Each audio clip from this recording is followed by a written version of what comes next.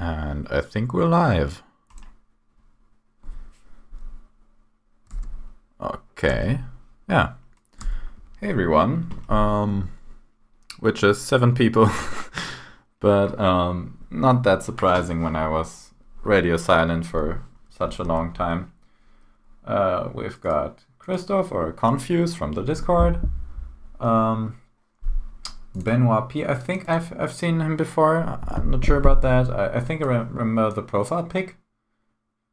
Batu and Yimas. Cinnamon Desktop. Oh no.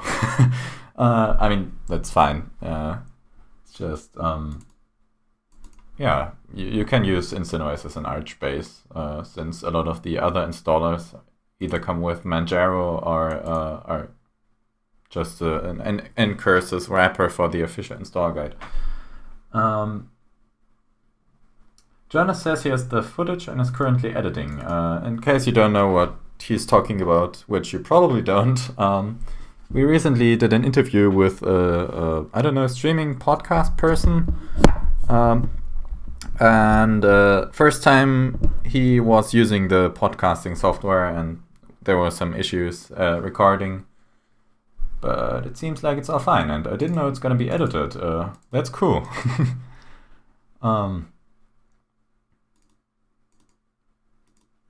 Yeah, and of course, Confuse is the developer of the Nix part of InstantOS.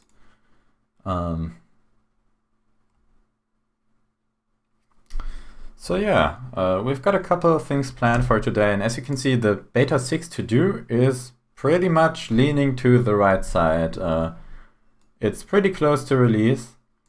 There were some things that came up which delayed it a bit, but I think it's gonna be ready, I don't know, pretty soon.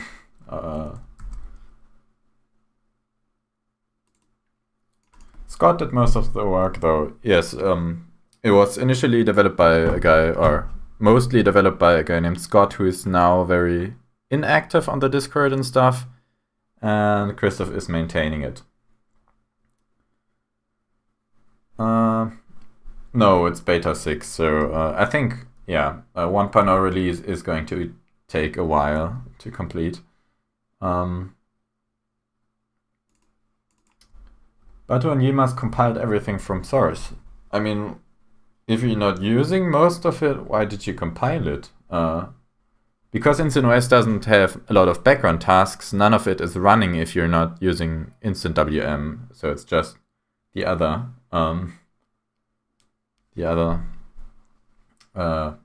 stuff from Cinnamon. You just need to study this. Let's see about that. But I mean, I am using InstantOS also to study. Studying is completely online at the moment. So I'll keep maintaining it. Oh, Uganda Knuckles. He's also a regular in the streams. Hi.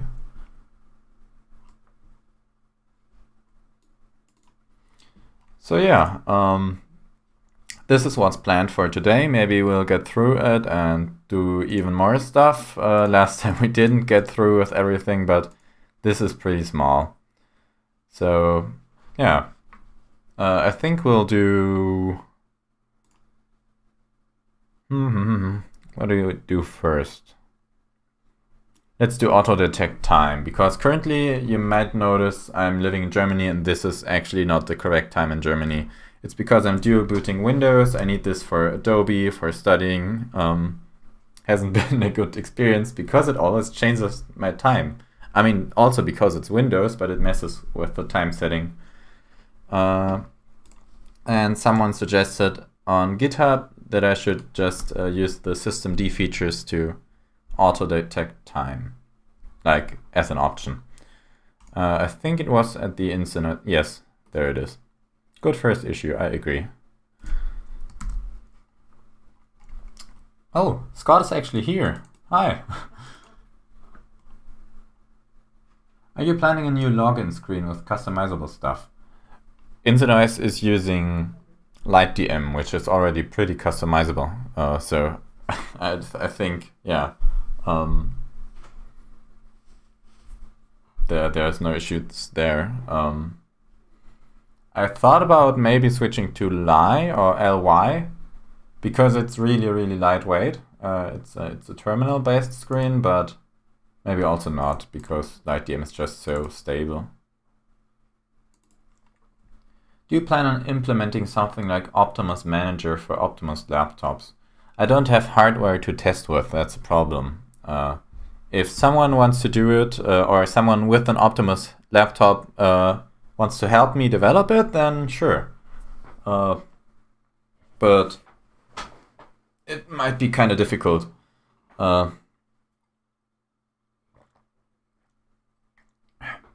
Drinking something. Might be kind of difficult without having the hardware. But yeah. I vote for LightDM, less work for me. I mean, yeah, then we'll stay with LightDM. Because if the display manager doesn't work, people won't get in, and yeah, that's not good. I'm using InstantOS only, and I don't have any time problem. Yeah, because you don't have Windows. I mean, before I had Windows, I also didn't have any problems. The reason I have Windows is Adobe. My university uses that, and trying to hack your way through with GIMP.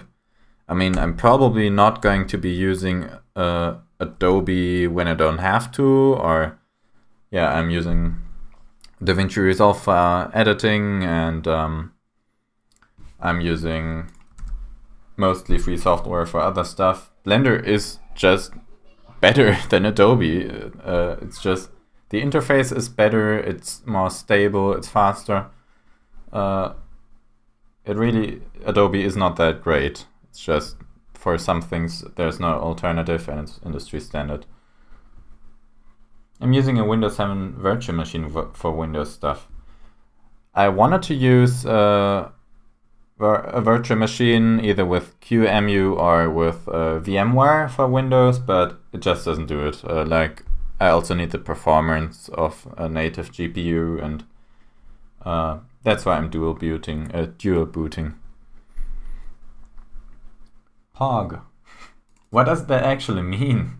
I always hear that on Twitch, but I mean, you can kind of deduce when people are using it and what they want to say with it, but what's a Pog?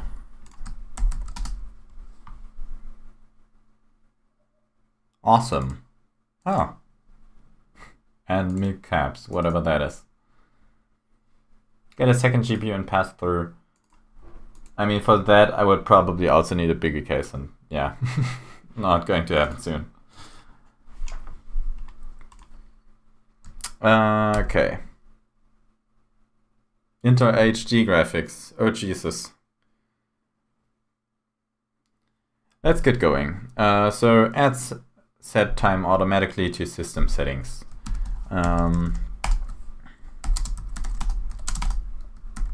Whoops.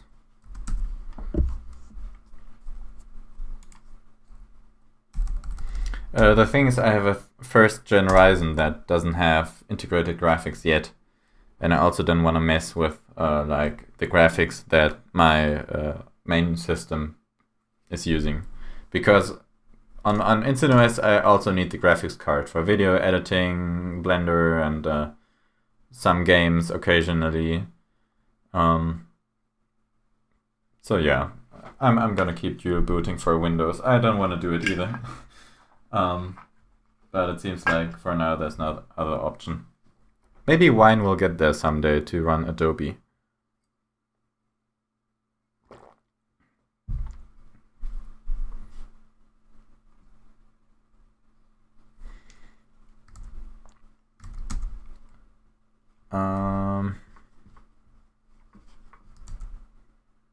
So yeah, let's go to time.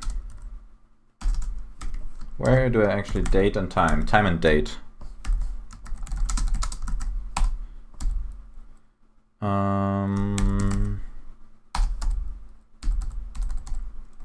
Time settings, there we go. I think we'll just add auto detect here somewhere. So Let's add that here. Auto detect. Star detect. And what was he suggesting? Systemd time sync D. And instant sudo is using instant menu for asking the password. Systemctl enable systemd time sync D. I think that should do it actually. Anything else we need to... What if I just run this?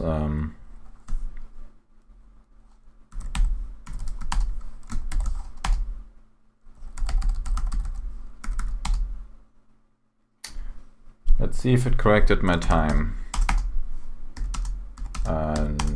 Nope. Doesn't seem like it.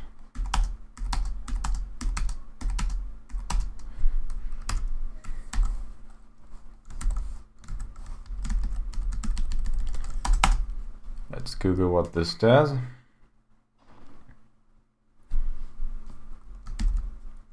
I hope Adobe makes native Linux apps. I also do. But, I mean, maybe sometime. I wonder where DaVinci Resolve is going to go now that CentOS pretty much doesn't exist anymore, which was like the official distribution for it for the longest time. You need system. Oh, of course. I'm a bit of a dum-dum.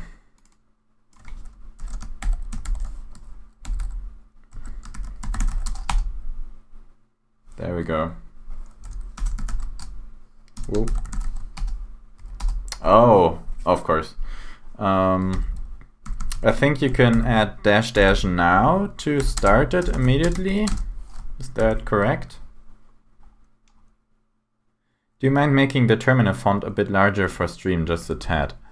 Yeah, I can do that. Let's check the quantity out on that's actually arriving.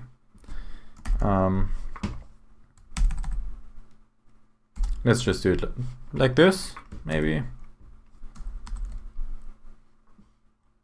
Okay, now it works. Your dumminess is almost unbearable.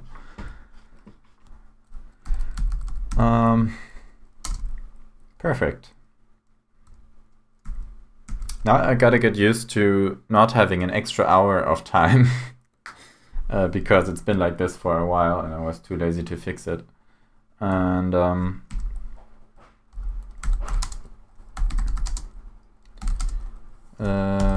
auto detect time ? Then else fine.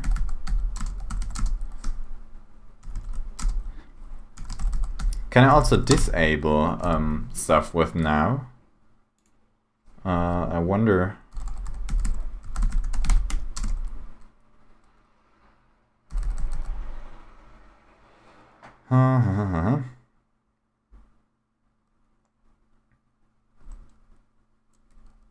Emar, hello everyone. Hi, welcome. How's the stream doing, by the way? Oh, 14 concurrent viewers. That's like, gotta be, yeah, more than last time actually. I'm surprised. But glad you're interested in the stream. I think you can disable -- now. Let's just try it.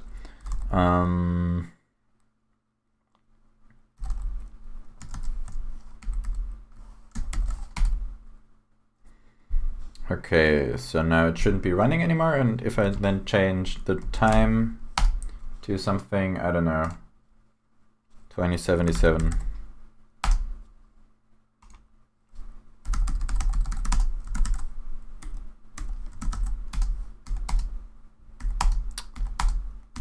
This didn't work.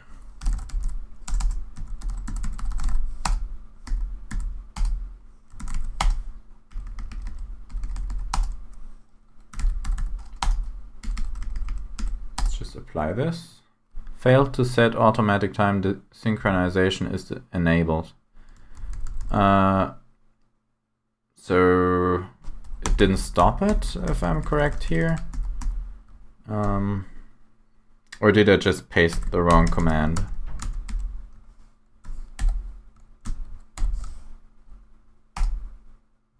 Oh, I pasted the wrong command. Okay,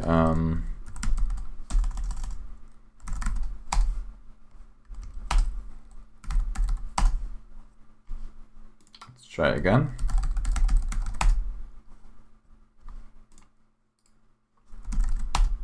Oh, it works. Perfect. So I definitely need to stop stuff.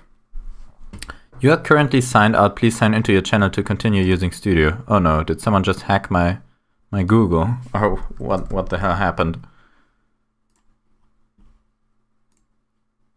Oh, did Google just... What the heck is going on?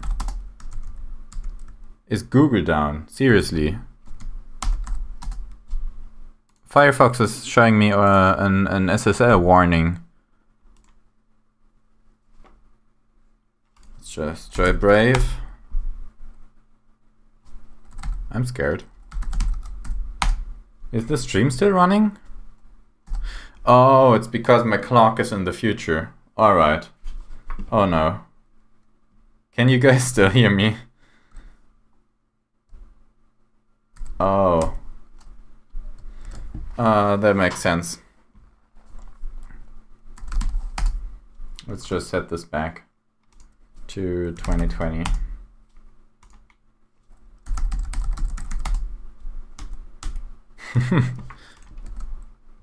Now works again. Okay. Thank God. And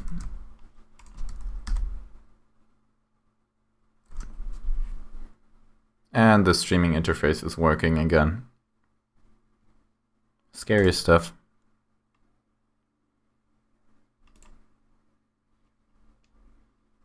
I expired the certificate. I mean, they could have done an Easter egg or some kind if people set it to 2077.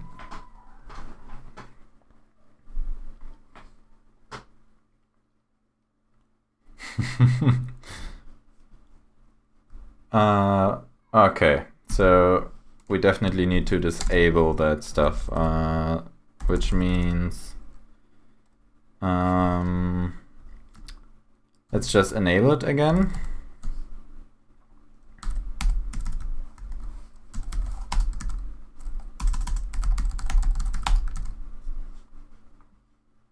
Google was down recently. I read about that. I was asleep when it happened, but I'm pretty sure someone got fired really bad. What Vim color scheme are you using? This is One Dark, which is from Adam.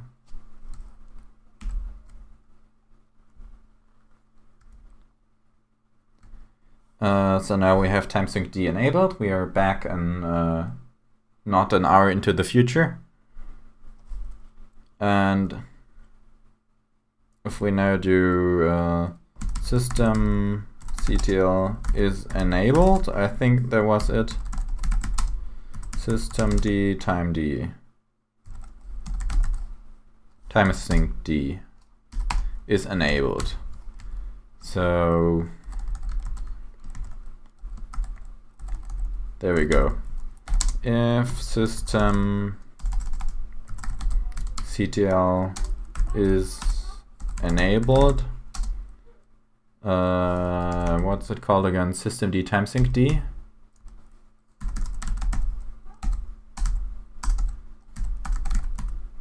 TimeSyncD, then imenu dash. Oh yeah, my init.vim is on GitHub, so you can install it, and you can actually install it right from InstantOS using InstantOS and then NeoVim preconfig in the settings.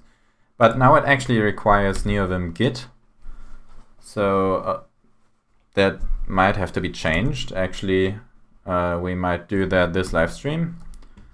Where is my Firefox? There's. So let's just write that down. Switch vim dev tools to nvim git, because it uses tree sitter for syntax highlighting, which is not yet in the mainline vim build. -m automatic, or actually let's just do instance sudo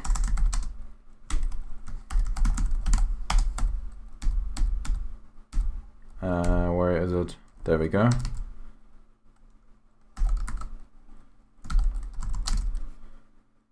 That should do the trick. So now it gets auto disabled if you set a manual time. And then the second instance sudo also shouldn't ask you for the password a second time. All right. Perfect. Let's just try this out. Okay, I don't seem to have anything in my history. Whoops. I recently switched to a mechanical keyboard. I don't, which is really, really loud. You have not pulled my changes to instance settings. You get a merge conflict. Oh no.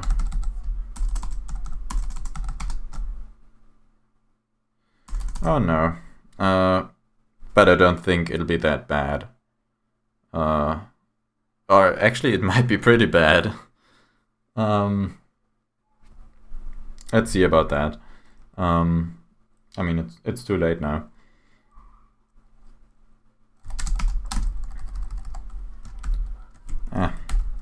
As I was saying, I recently switched to a mechanical keyboard, which is, I think, too loud for streaming because my mic is really close to my keyboard. Okay, so we have this. Let's just try it out. Oh yeah, this is not from. This is actually another version that I just manually installed. Let's just resolve the merge conflict.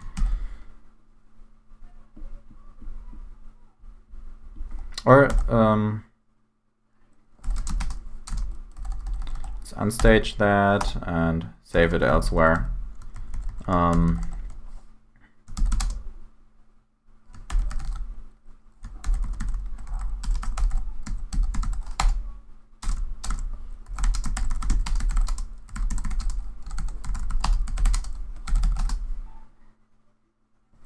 There we go.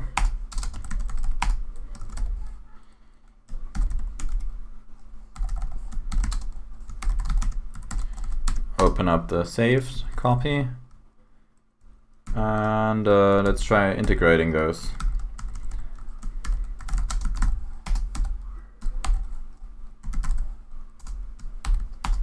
Date, time settings, okay.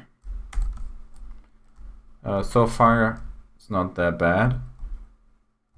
Actually, I don't think there would have been any merge conflict. This looks like nothing's changed. Yeah. But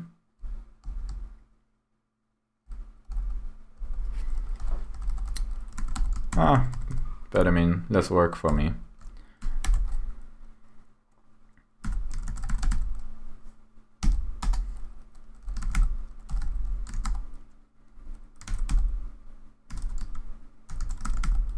Whoops.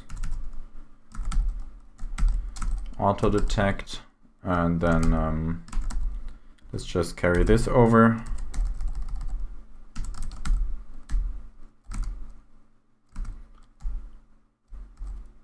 And what else? Did I change anything? Yes, I did change this down here.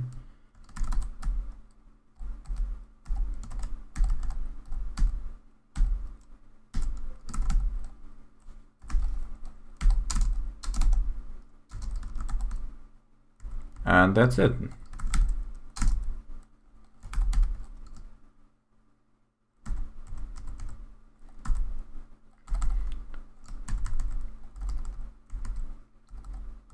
This looks good.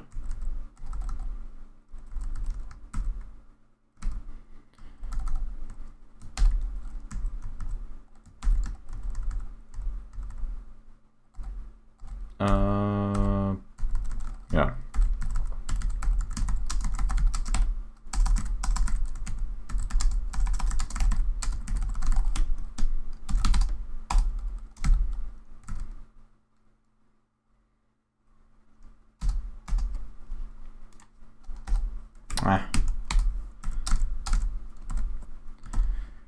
Whoops.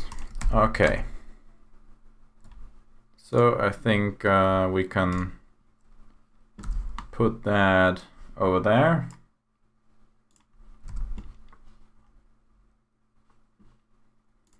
Let's switch NeoVim over.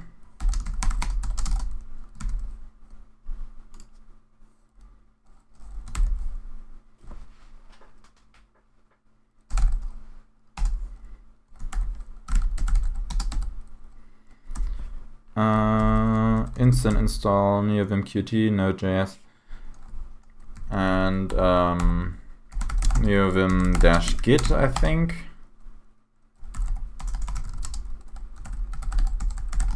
I think I have Git installed. Is it the dash? Yes, it is the -git version. So let's do this. And that's it. There doesn't need to be anything else.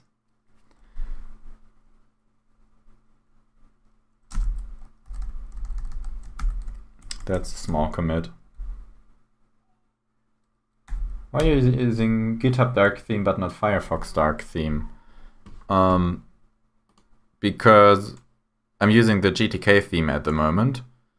I could also use the Firefox Dark Theme, but dark GTK themes break some sites in Firefox, or used to at least.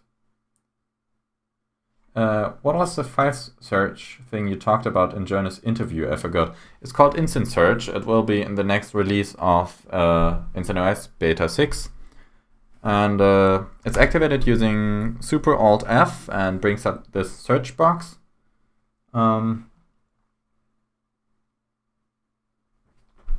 Where you can search for files, like let's do instant WM, and it searches my entire hard drive and everything for every file that contains the words instant WM. And as you can see, there are 600 results. This is using plocate and mlocate in the background, so it scans your hard drive periodically to build an index and then searches that index instead of the actual files. So it's really fast, although this is a really old hard drive and there's 500,000 files on there. And if I like choose any of them, let's do, I don't know, yeah, instant WM. Now let's do, you can search through the search results as well.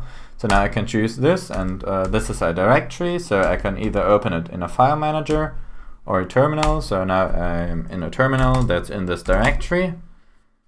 I can also search, I don't know, do I have any non-copyright songs that I can play on stream? NCS. You can also use regex, and here it's just plocate under the hood. Let's just try any NCS MP3s. Oh, I do have some non-copyright music. Let's do cartoons. So now I have this. You can either do default, which is the last thing you use to open the file. XDG open, which is if you clicked it on a file manager. You can also just press the corresponding number. Rifle is like if you open it in Ranger. Custom is a custom command, and directory, you can open the directory that the file is in. So yeah, those are a bunch of MP3s that I totally forgot about. And And it's really interesting what kind of files you get with it. So yeah, what was it called? Cartoon, and then with the star MP3. This is a German keyboard and my new keyboard is US, so no, I have difficulty switching between them. I'm pretty sure you've heard this song like 100,000 times.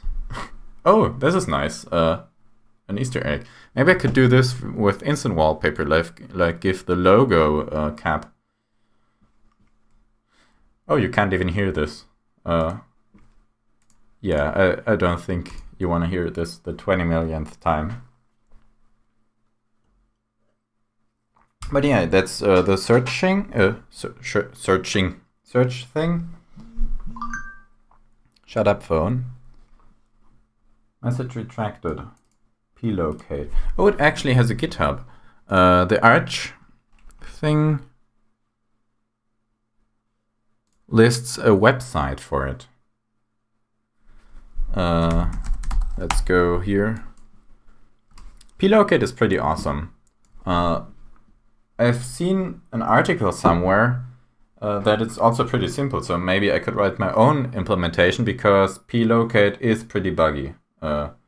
Like if something isn't wrong, it doesn't give you an error message, it just hard crashes, which is not that good. Yeah, Arch lists this as its upstream, not the GitHub. Or yes, I think this is also a lot more active than the GitHub repo. But I'm not sure. Is this a mirror? Or is this actually a different? This looks like a no. This is a different project. The plocate I'm using is written in C. It's extremely fast. Like let's compare locate and plocate. Locate instant WM.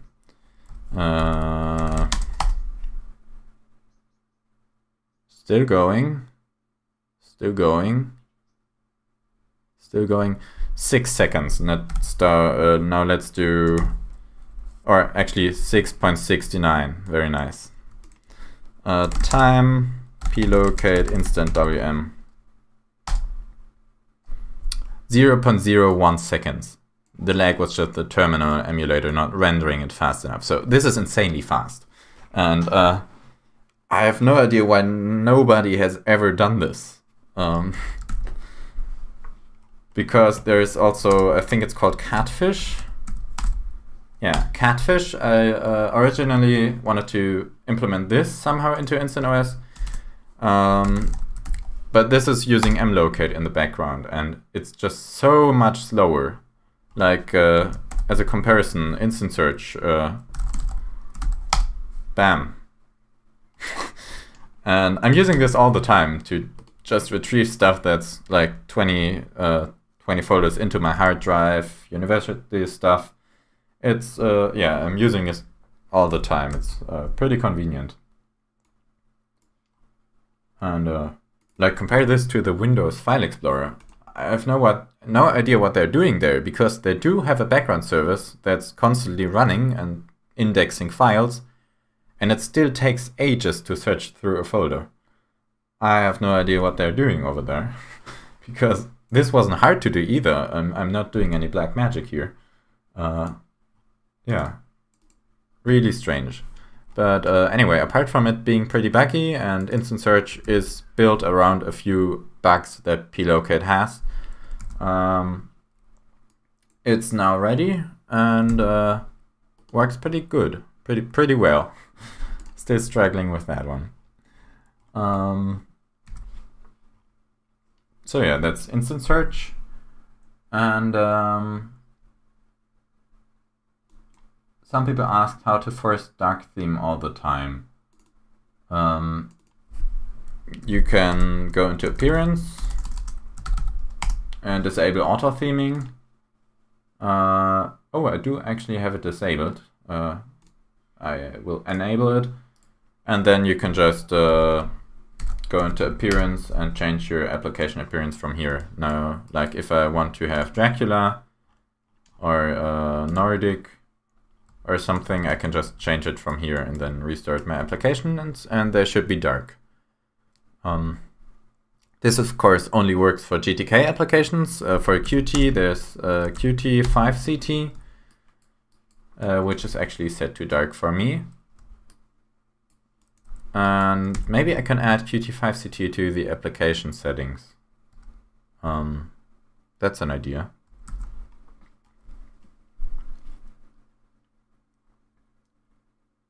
Are you still using a custom ROM with your Android phone? Yes, I am. I also got a poker phone as a second phone for university because my room didn't have any internet, so I got an unlimited 4G card and wanted to use that as internet, and now everything's online anyway, and I'm back home with an Ethernet connection. So it's now just sitting there and being pretty awesome. I'm using Havoc OS on this thing because Pixel Experience had an issue with the display for a game that was making the phone think it had an HDR display when it actually hadn't, so everything looked deep fried. I later found out that it's an issue with the game and not the ROM or the phone, and that I could have just solved it by changing a display setting instead of switching to another ROM. So I'm still recommending Pixel Experience because Havoc seems to have worse battery life. It has a lot of bells and whistles and extra features that aren't really too useful. I think stock Android is pretty good as far as features and speed goes. So yeah, I'm still recommending Pixel Experience and Lineage OS if you don't want Google. Also, will Instant Search use XDG Open if you use Instant Search to open files? If you open a file using Instant Search, you can have either default, which is just the last option you used, or XDG Open, which is XDG Open. So you can choose whichever you want, and default is always the last one you use. So if I use XDG Open now, next time default will be XDG Open. I hope that makes sense.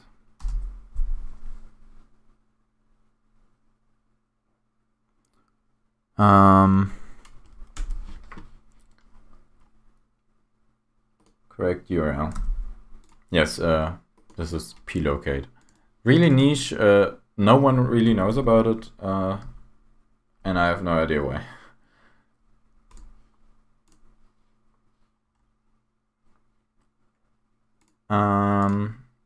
I can archive that, it doesn't warrant a changelog.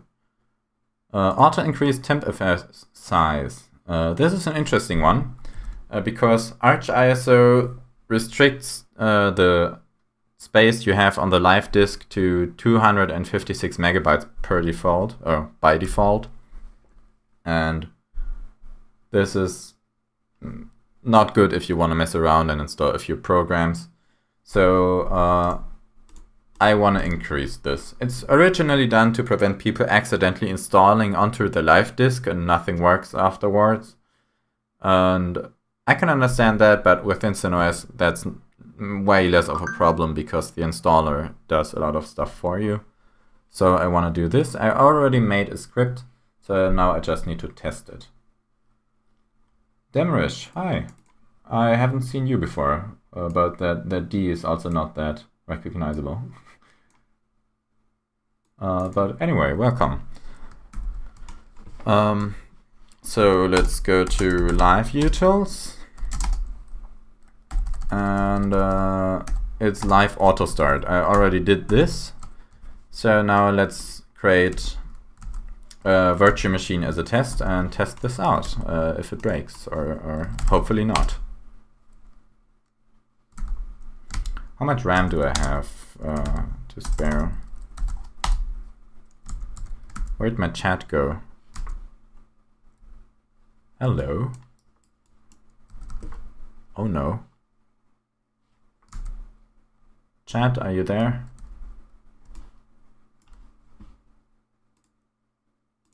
Pop out chat. Huh. It vanished. Anyway.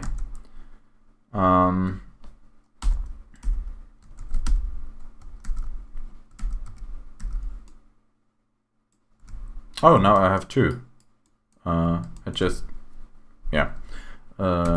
Anyway. I was the guy who asked for gaming and stuff. Oh, I remember. I mean, yeah, I could run some benchmarks comparing InstantOS to other distros for the 1.0 release. But I'm not going to do that for beta yet. But in case anyone wants to do it, like benchmark the system and compare it to others, because that might be interesting to put on the website, like the gaming comparison, since it's got some features for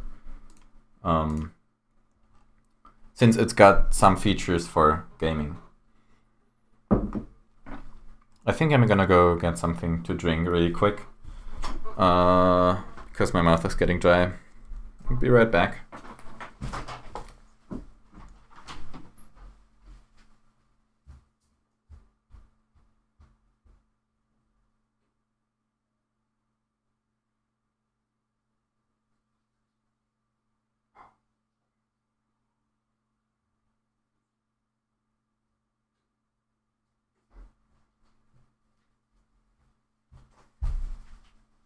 I'm back.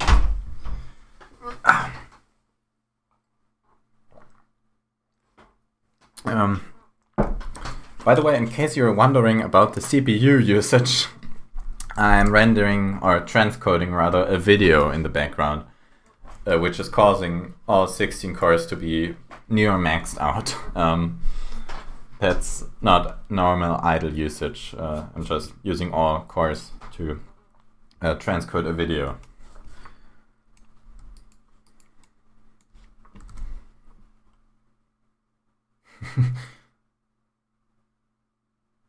The bot, oh no.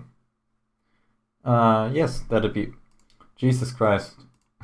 The bot is yeah, very sensitive. Maybe I can turn that down a bit.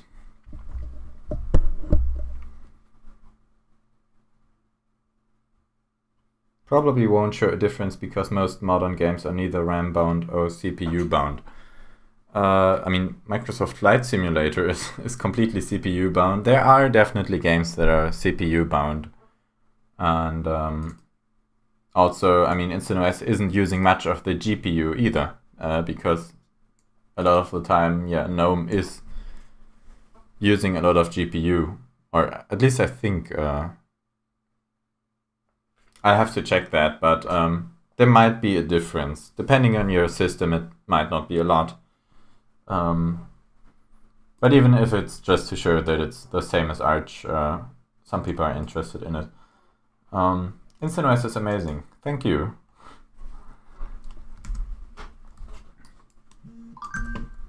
I wanted to check that so that I don't get to swap too soon. I might have to clear some stuff out here.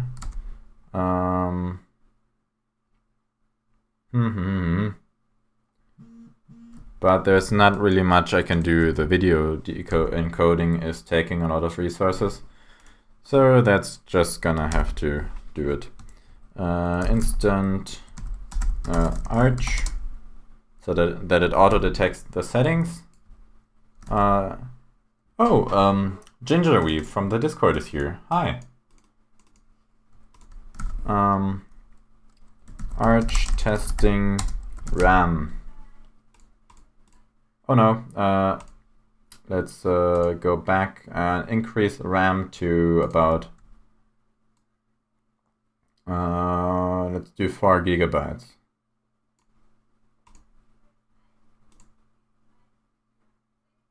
So that I can then check if the script that increases the temp fs size actually works.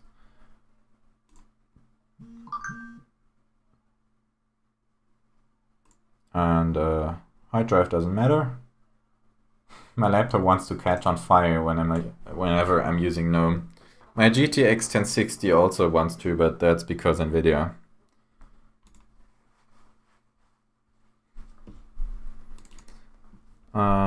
Where do I have the ISO?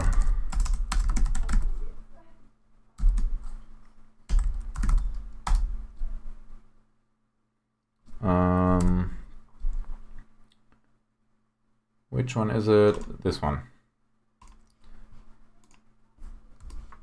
So it's yeah. There was the new search tool, by the way. Oh, it's actually still in here, I think. I hope. Yes. Okay, so now let's just boot into the live session. This is still beta 5. I'm just gonna pull this stuff from master.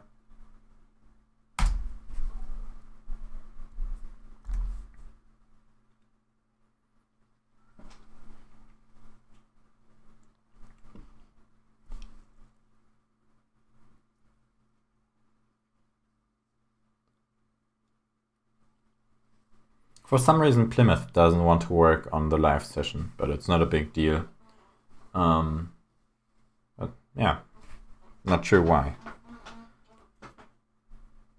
There is terminate Plymouth boot screen. I didn't see it.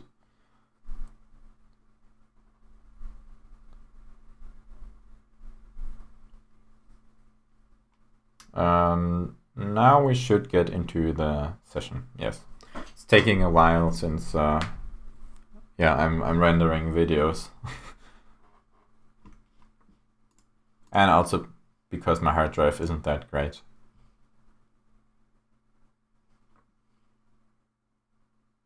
Doesn't work when booting, but does work when powering off. Odd. But I mean, yeah, it's not a big deal. I'd rather have Plymouth break than have the boot process break and have Plymouth.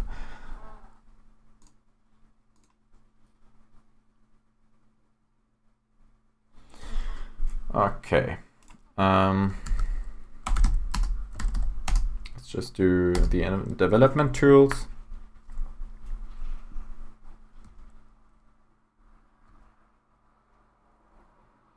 And it'll install Git for us.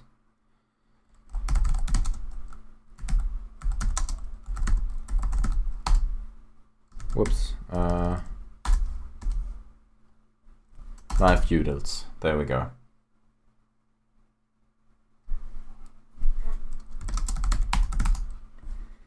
And now it should be /live auto start. Let's just do a quick lsblk, I think, was it? Yes. So we have SFS, which is 1.2 gigabytes, and no, actually not. DF maybe? There we go, car space, 256 megabytes. And now, live auto start. Oh, we didn't do chmod yet.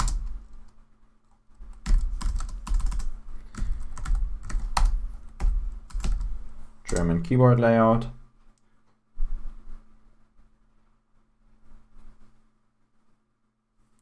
And then live auto start. /live auto start. This is taking a while. Okay, there might be a missing grep or something. Let's see. Grep. Okay, it's not this.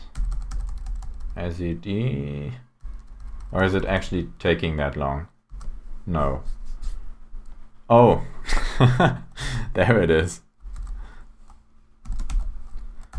What do I actually want to grab here? Mem size raw.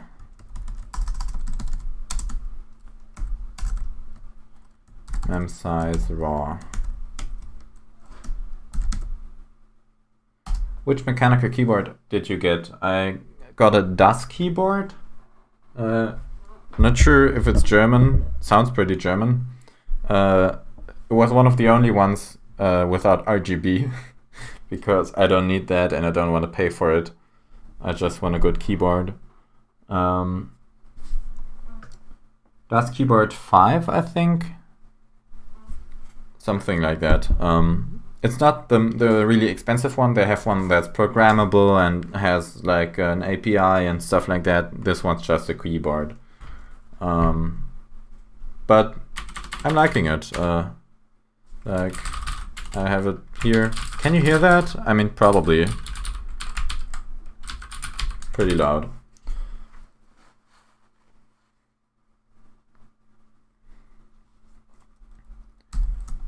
Let's try that again. Since you are on NVim Git, are you using any Lua plugins? I'm using Tree Sitter for syntax highlighting, so I think that's Lua based. Yes. So yes, I haven't kept up with NeoVim development recently. Is it just that the plugin is using Lua, just like some Vim builds don't have Python support, or I mean Lua doesn't need an external interpreter as far as I know, so it's like embedded into NeoVim and an alternative to Vim script, or yeah, something like that. I'm liking the developments of Vim during the recent years. Like COC is really good. It's one of the reasons why I switched over from VS Code. You can hear it, yeah. That's a shame. I might have to buy a microphone stand or something sometime. Because I mean, streamers can also do it. They all use mechanical keyboards. There's also like these dampening things for keyboards. Anyway, let's try this again. Must be super user to use and mount, of course.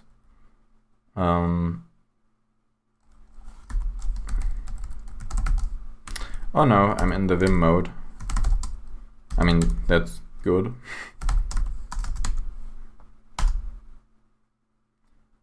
Applying live session tweaks. This didn't go down like I planned.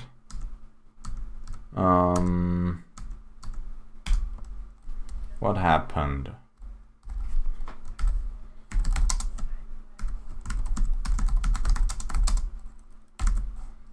Let's just add a professional debugging message here. Why did it not work?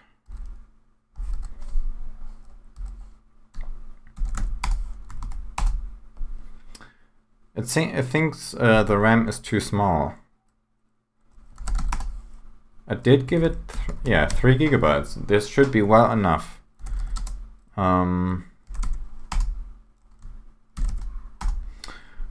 Oh, I think I might have a one-off error in there.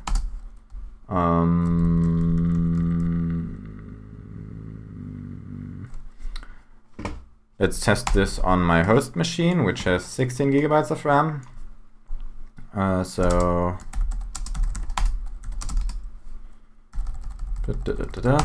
live auto start. It's already opened. Where? In here? No. Oh, there.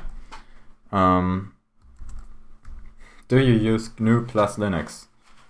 I'm using systemd plus Linux. I don't think I don't know. I don't really think it should be called GNU plus Linux. It's not called like I mean, Alpine exists, and it's just a component. It's also not called GNOME/Ubuntu. I mean, GNOME arguably plays a bigger role than GNU in today's Linux desktop, so meh.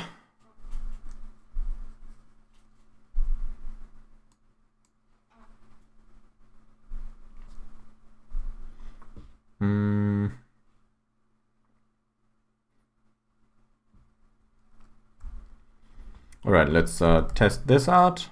Mem size raw.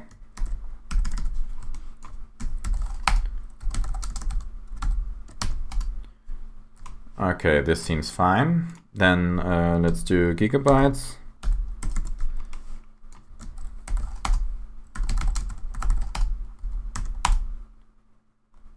What happened there?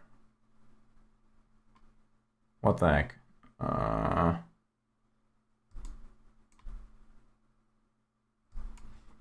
Oh. Wait, what? This has to go. Okay, I found the first error. And now there's nothing in there because I cleared out mem size raw.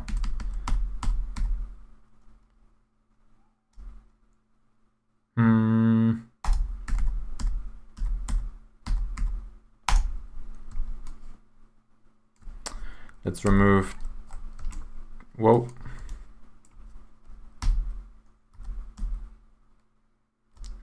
Let's remove 2 dots from here.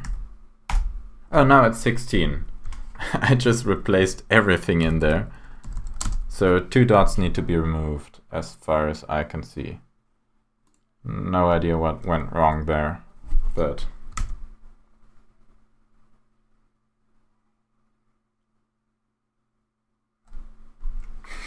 I use GNU plus Linux plus X plus DWM plus my homework folder plus scripts plus Qt browser plus Minecraft plus SD plus nvim plus tmux. Yes. And plus, I don't know what else is there. Plus systemd.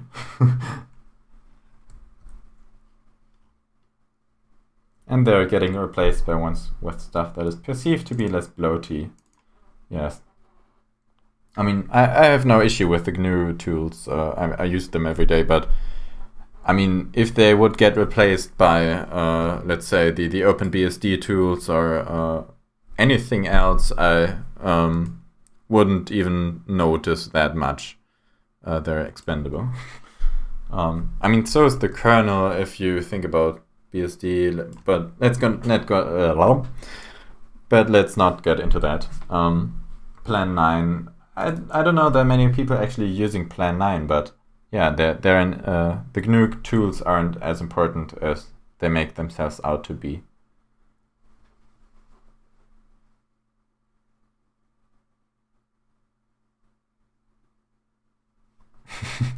And technically, yeah, Linux is the piece of software that you use the most because it's running all the time.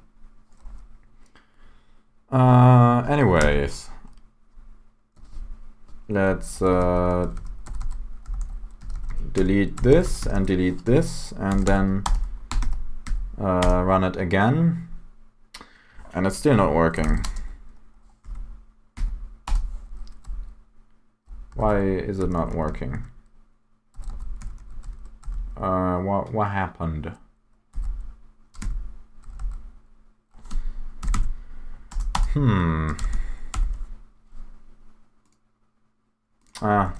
This is too small.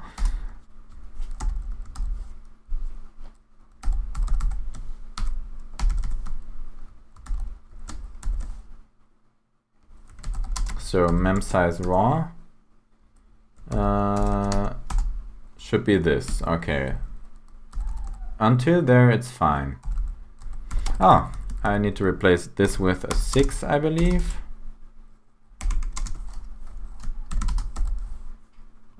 Because 1, 2, 3, 4, 5, 6, 7. Okay, it's a 7.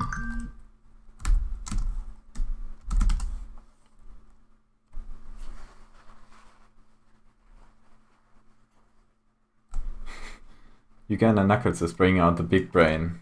Protons plus neutrons plus electrons. I'm using silicon and a screwdriver to manipulate bits on my hard drive to write stuff.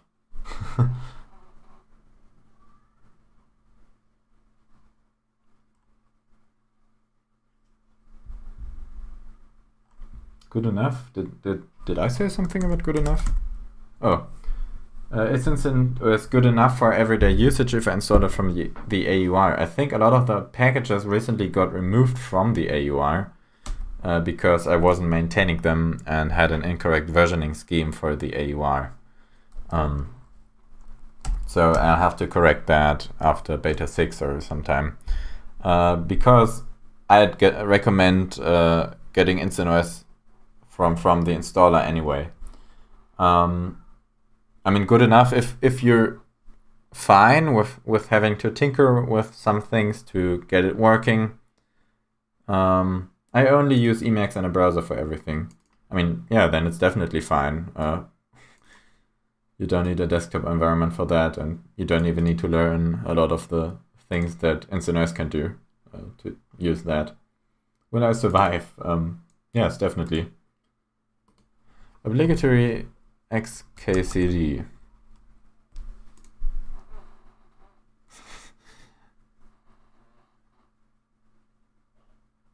The butterfly effect.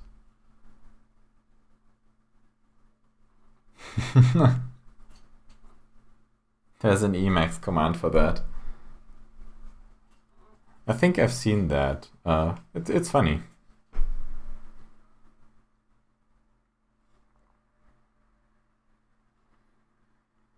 Yeah, I'm using it as my main operating system, but I mean, that's unsurprising, but some other people also do, so it'll work, definitely. I wonder if there's a Linux distro that is just Emacs and Emacs WM installed. Huh. I mean, not sure if that warrants a distro, but that hasn't stopped anybody from just doing another Debian with KDE pre-installed distro.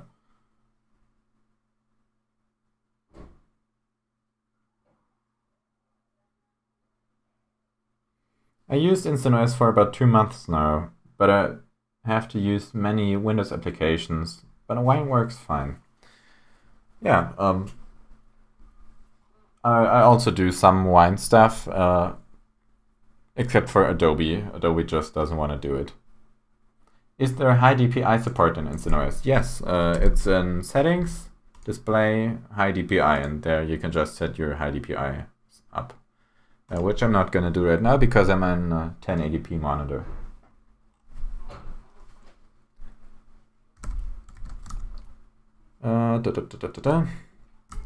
Where's the virtual box?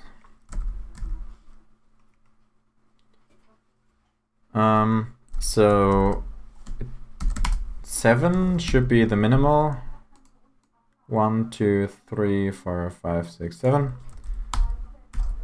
And let's go into live utils. Live auto start. 4 gigs of RAM detected, failed to set temp size.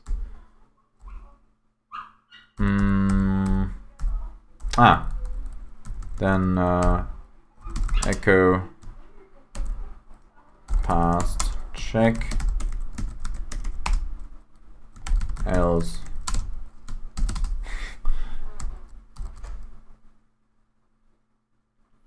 Does it support fractional scaling, like 125 rather than just 100 and 200? Yes, it does. So you can just go to display, high DPI, enable high DPI, and then you can enter any number. Like default is 96, and you can have anything in between. Like you can have double of that, you can have make it smaller. You can also do like 97 and then it's just a tad bigger. So definitely all the InstantOS tools supported. Whether or not Qt and GTK tools or custom tools supported is of course up to them. I think GTK and Qt are actually fine.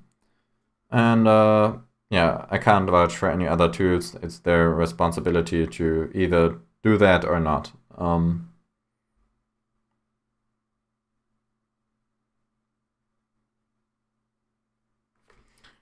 Let's do, I don't know, 120. And yeah, now it's bigger than before. Let's disable that again. Nope. And now if I open it back up, you can see the DPI is back to normal.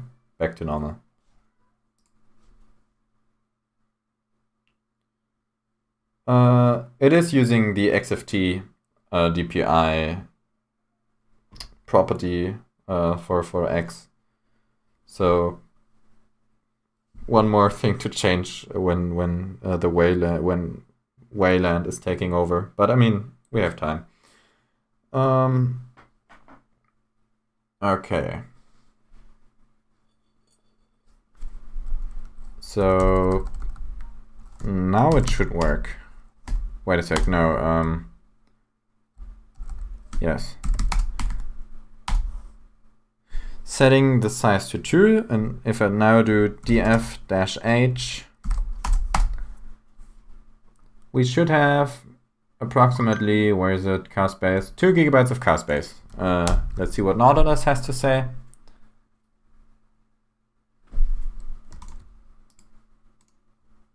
$2.1 gigabytes. Nautilus is a bit more generous. Awesome. So now I'll have to, what did I change?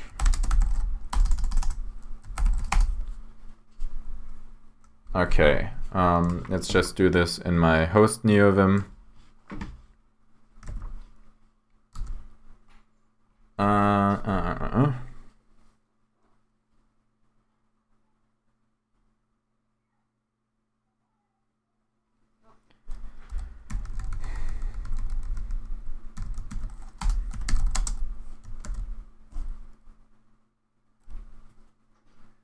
Cow space. I don't know what does that mean. The name is a bit odd. And I don't think I'm old enough to have played that. Oh, wait a sec. Diablo isn't actually... Oh, yes.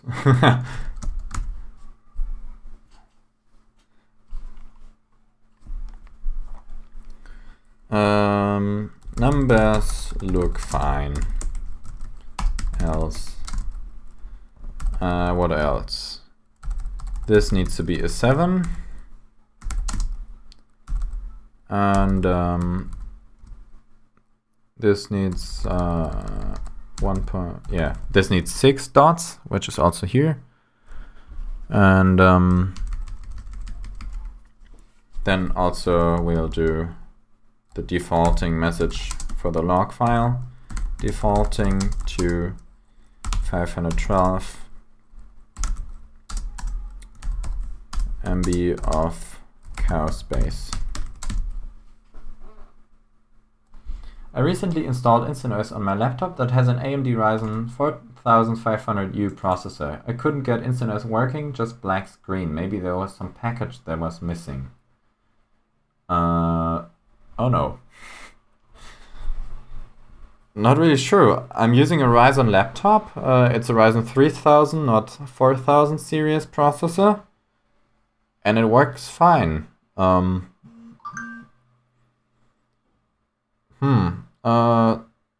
you able to TTY into, are you able to access the TTY from that install?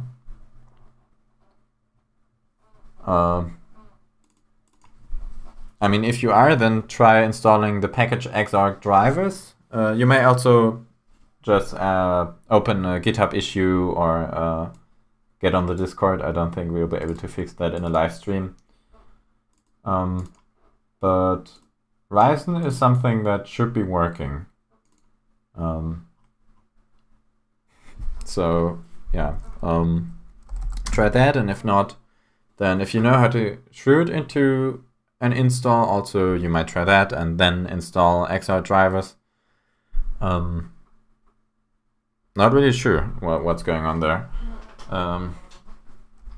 but let's get back to this first. You can access TTY, then try installing the package xarg-drivers and rebooting. Like xarg-drivers as a group, you can just install all of that, and let's see if that fixes it. For the GPU, you are using the integrated one, right?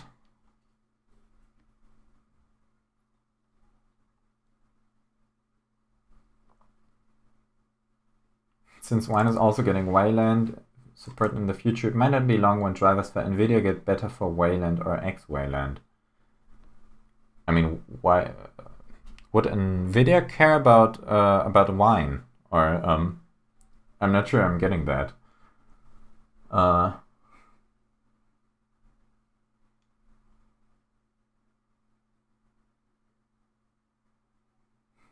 Wine's Wayland branch. You can get GIMP with Wayland.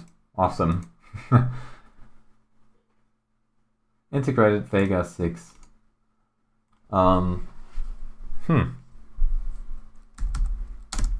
Yeah, I think I'm not going to do this in a live stream since it's not that interesting for other people as well.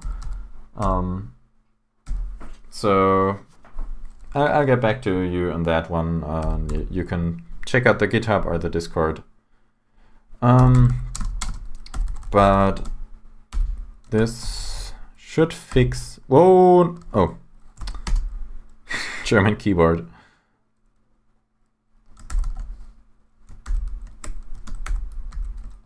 Come on.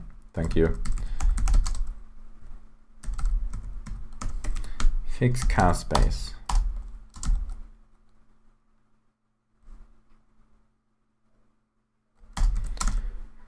Okay, and now let's go to I think we'll have to change the PKG build in order for this to work.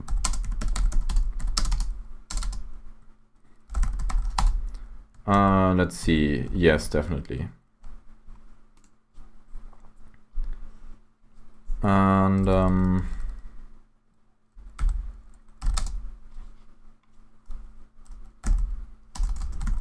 can I use your source code? Yeah, it's open source. It's GPL version 2 licensed. As long as you don't break that license, anything's fine. I mean, also, don't be an asshole that's doing legal stuff. It's definitely possible within the GPL. But I mean, you know what I mean. You can use it, it's fine.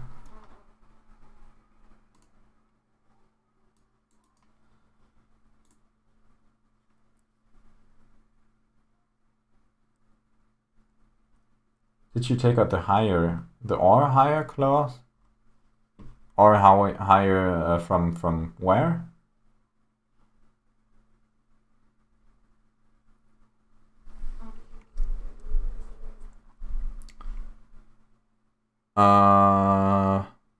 Not sure. I took the one that GitHub provided.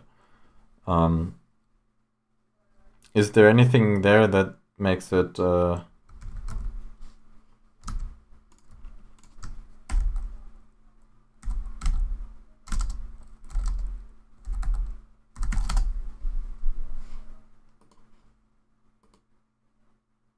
YouTube Studio?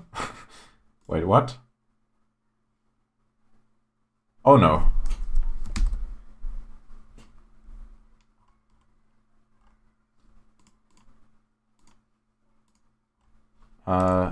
This link isn't working for me. I don't know. Probably from your studio. It will make it GPL3 if I'm not wrong. So GPL2 gets auto upgraded. That's odd. Let's just check.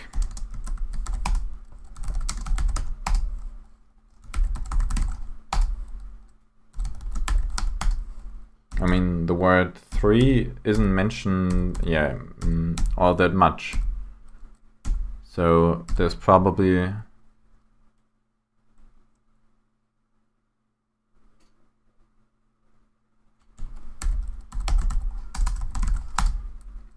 the word isn't in there, so probably not.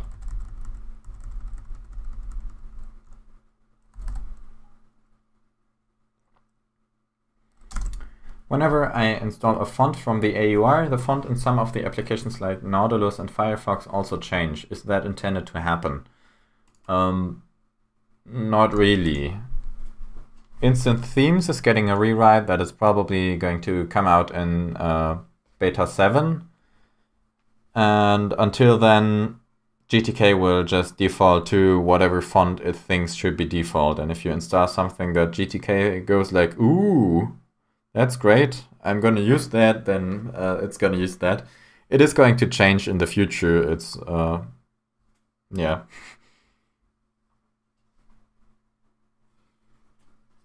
If you're interested, just watch.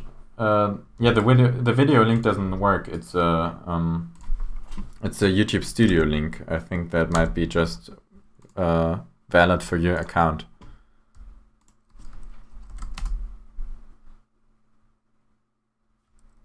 Yeah. The video works. What? Let's check it out in private mode.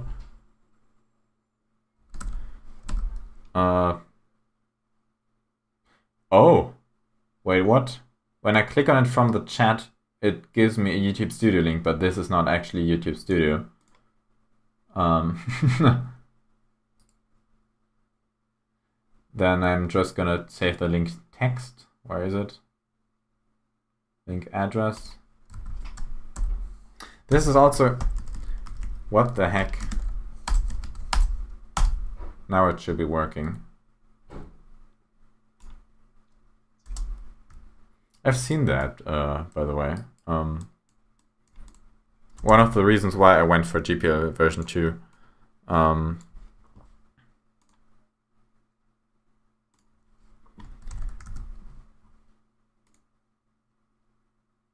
you like Camellia? Who is that?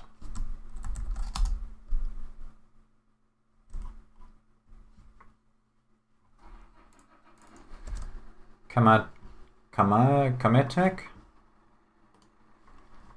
I'm getting spammed with links.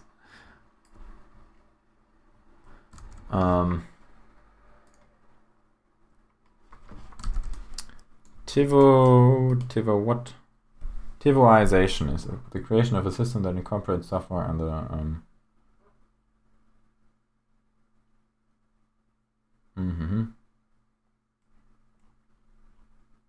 yeah, basically smartphones with lockdown bootloaders and stuff like that. Hardware DRM.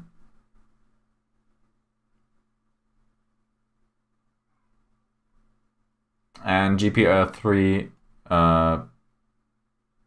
prohibits that.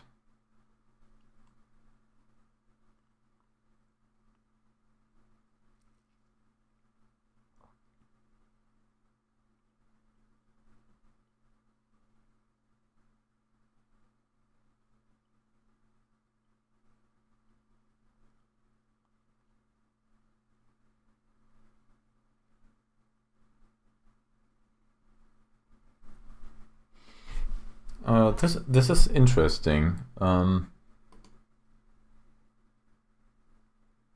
think I also read that back when I chose different licenses. I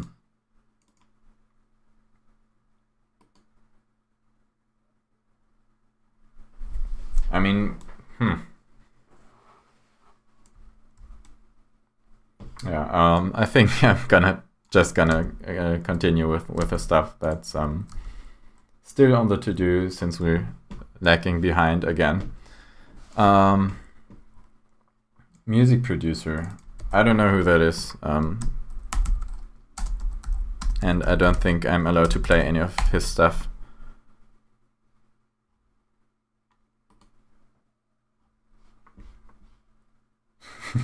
No, I mean, the thing is, I already read that. It was a while back, but yeah.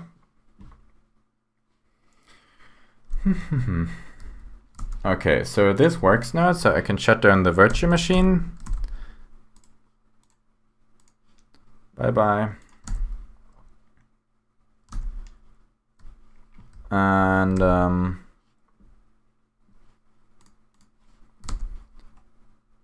this is now it's called live auto start. So this will auto start in the live session.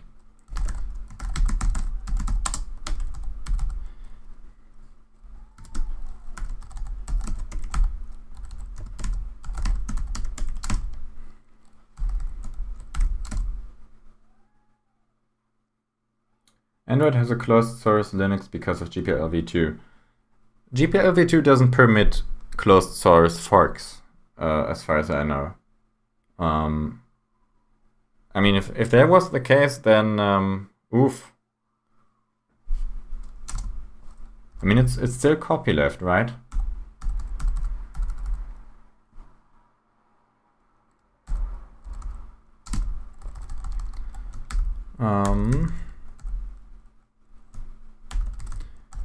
New live utils auto start.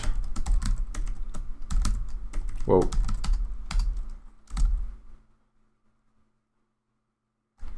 Android is an interesting case because they do TiVoization, meaning that they restrict the bootloader, that it's only booting stuff that's been signed by the company. So if you do anything modified, it just won't boot it unless you unlock the bootloader, and many companies don't permit that, which is kind of going around the intention that people are allowed to modify the code of the software they're running. Because if you do, then it just won't work anymore. But yeah.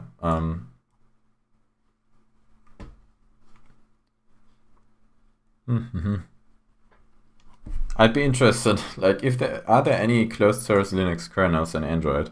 Because I don't think that would be legal. And then let's jump to OS. And auto start, live auto start. This is not here yet.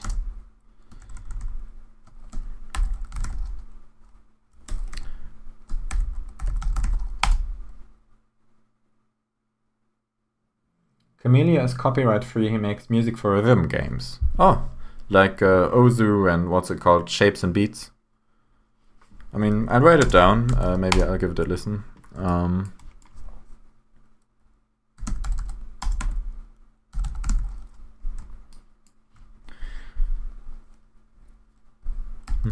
Yeah, maybe we can also do background music. Like all streamers have stream beats, I think it's called. But I'm also not sure if it's fitting for a coding stream. Not a live session. We don't want that. Live session detected. Instant monitor. And let's do sudo instant live auto start. And since it doesn't really, yeah, it can be asynchronous.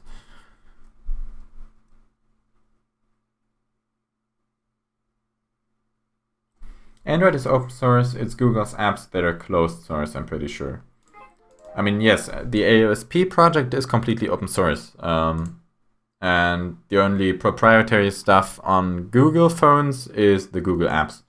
But like MIUI, Xiaomi, and Samsung and stuff, they're modifying the AOSP project really heavily. And I don't think they're allowed to mess with the kernel unless they open source that, which they clearly won't do.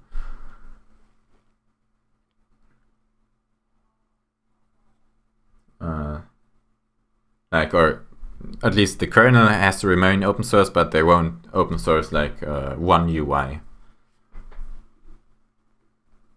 Lots of routers and IoT stuff uses it. The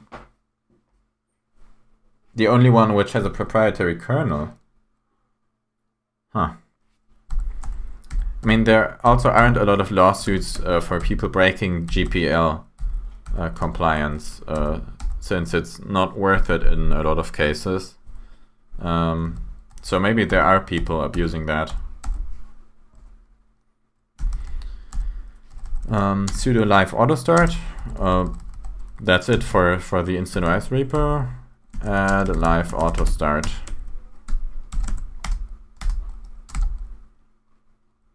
Oh.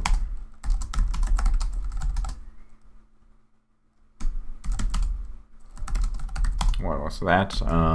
Better internet check. Yeah.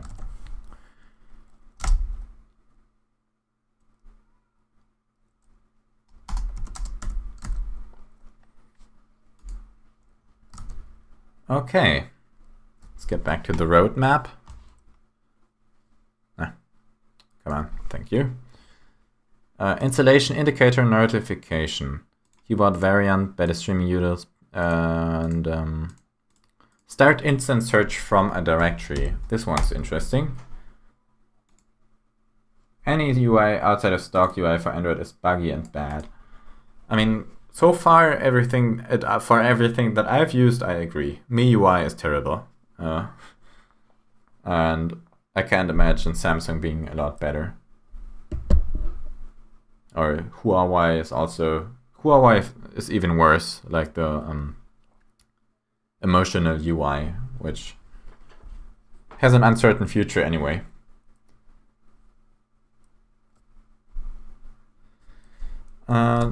So let's jump to instant search.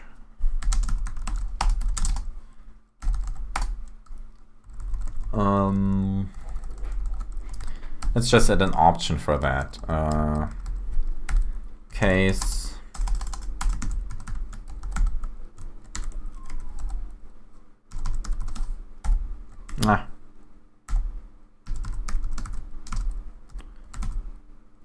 and YouTube really doesn't like swear words or anything. Android is ass in general. I mean, we can say that on the channel. I don't think there are too many kids here. I mean, compared to what? I think it's better than iOS. You can install Termux and then it's actually useful. And at least it's Unix-like. You can definitely use it.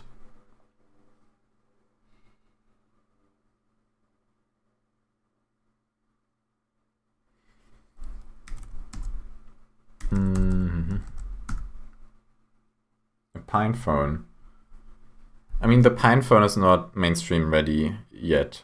Let's hope it'll get there, but it's definitely cool to play around with, but for your main phone that you rely on for your everyday life, it's not ready yet, I think. So case -H does this health check. So let's just go down a bit and remove that. And then do -D for a directory prefix.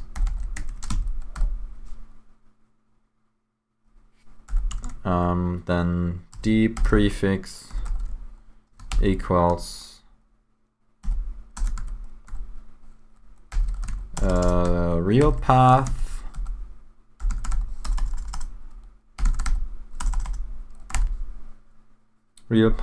and then the second argument.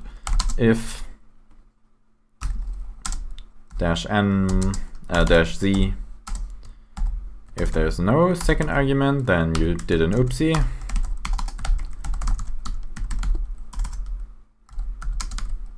Usage, instant search, whoa,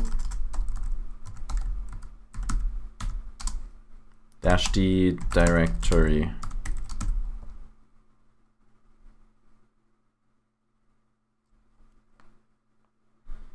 And then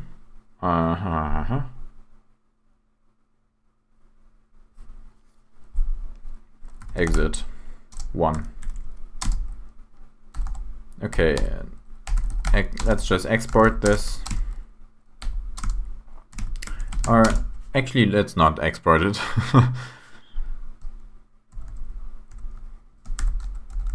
Let's go down to plocate. Oh, it's in there a lot.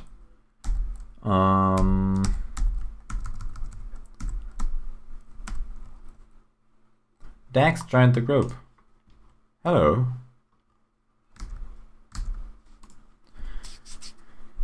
D prefix. So this will just be empty if it's not defined, I think.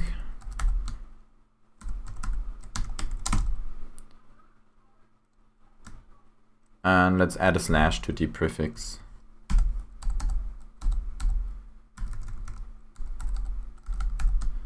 Also, let's code this one.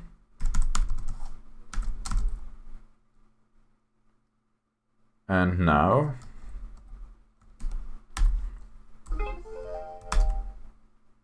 whoa, what happened? Which programming language should I learn after CL? What's CL?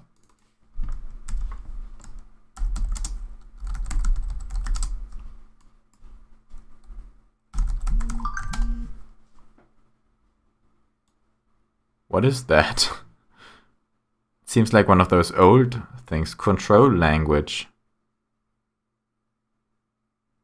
I've never heard of that language. I mean, you can start with Python or any high-level language, or just take the plunge and do C. Oh, Common Lisp. Depends on what you want to do. I mean, C is definitely good to understand a bit more what the hardware actually does. On some level, Java also does that job, if you still want to use that. Oh, it's a functional language. I don't know any of those. Might also be interesting to learn sometime. So a slash here.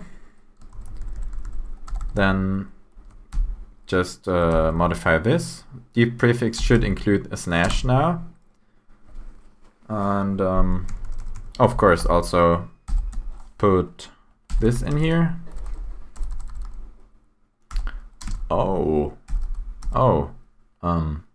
Crap. Does plocate, plocate dash R includes regular expressions, instant WM. Time. This took 3 seconds, and if I don't include regular expressions, okay, I definitely need to check this. R, whoa, German keyboard. Or there's a prefix, the prefix, then do this, otherwise do not.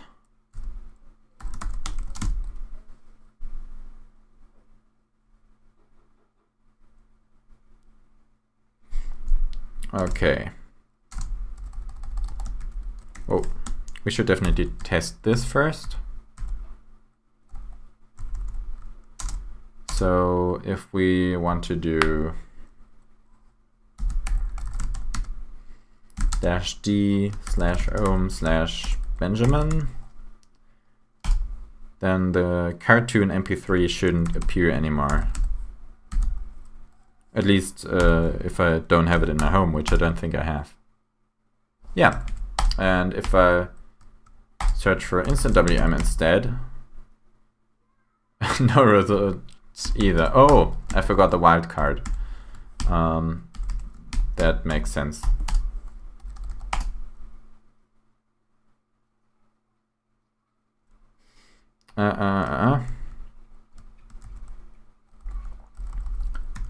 Let's add this here. Oh, it's not called wildcard in regix, I think, but doesn't matter.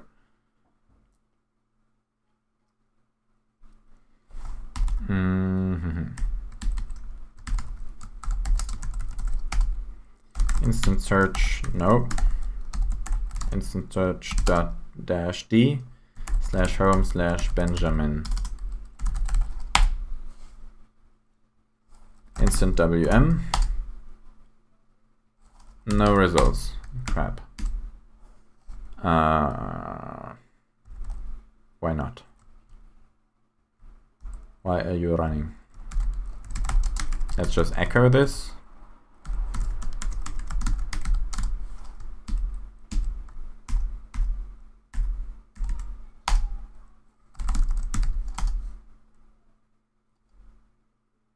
What?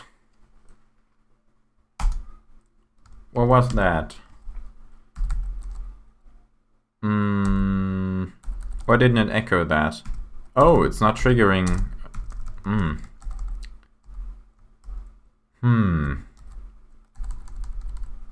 Echo d prefix.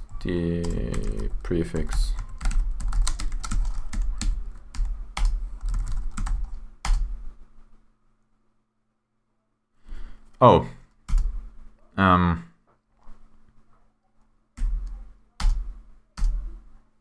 Whoa.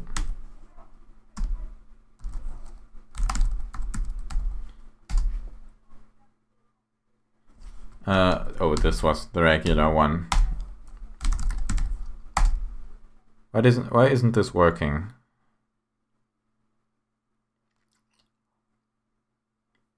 And why is this in the search results?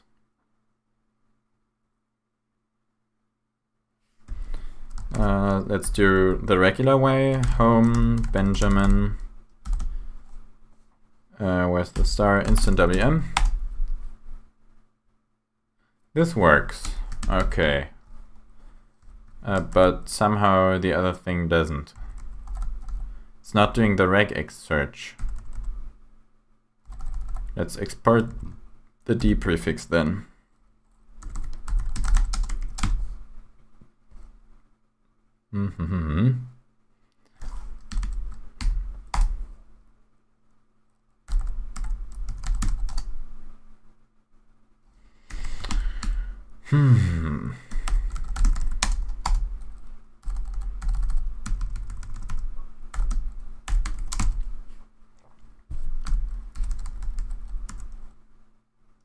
Searching.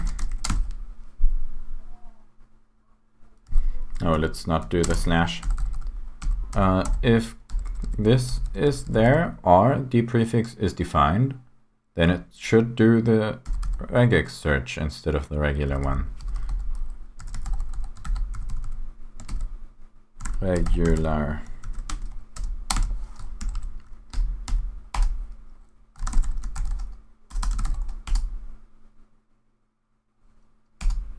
Doesn't do either of those.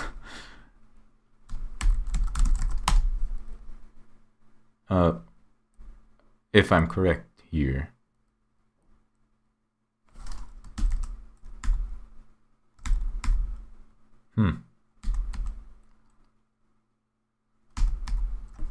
What's happening here?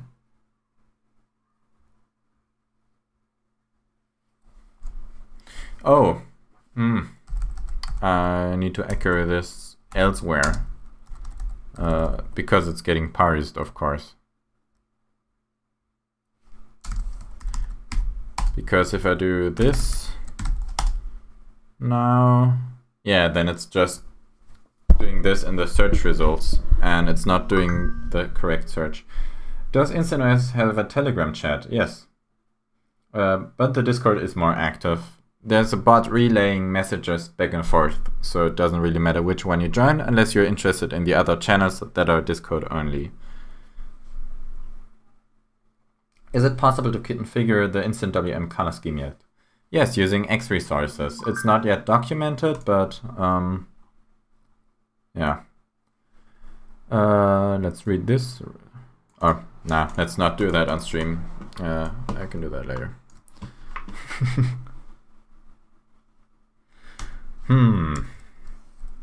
Oh no, it is using regular expressions.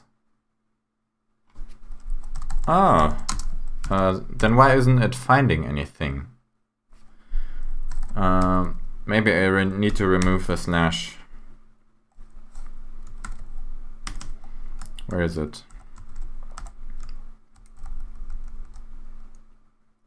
There we go. Now it should work. Yes.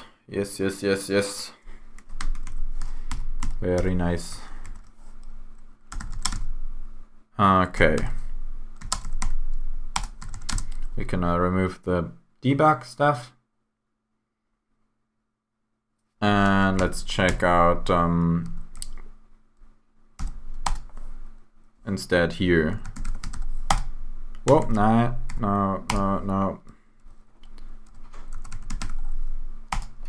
So now it should just search in here, which it did. So now if I now search over there, it should come up with a lot more. And it does. Awesome. So now it's only showing stuff from my home. If I do instant WM, it shouldn't show anything from the hard drive, which it doesn't. If I do slash, then it should show everything, including the hard... Or not.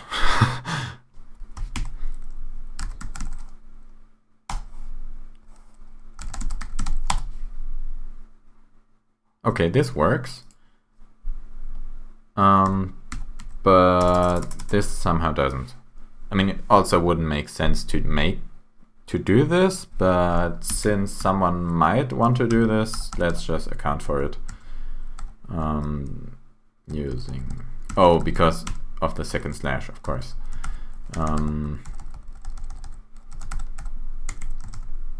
If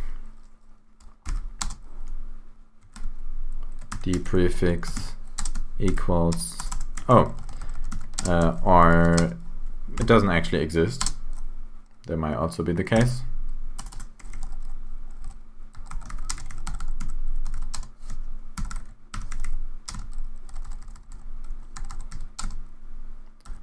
If the prefix equals slash, then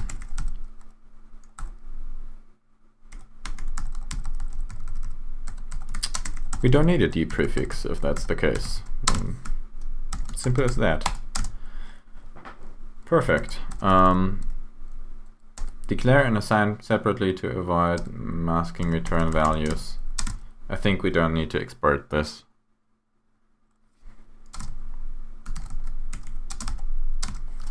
Let's try again.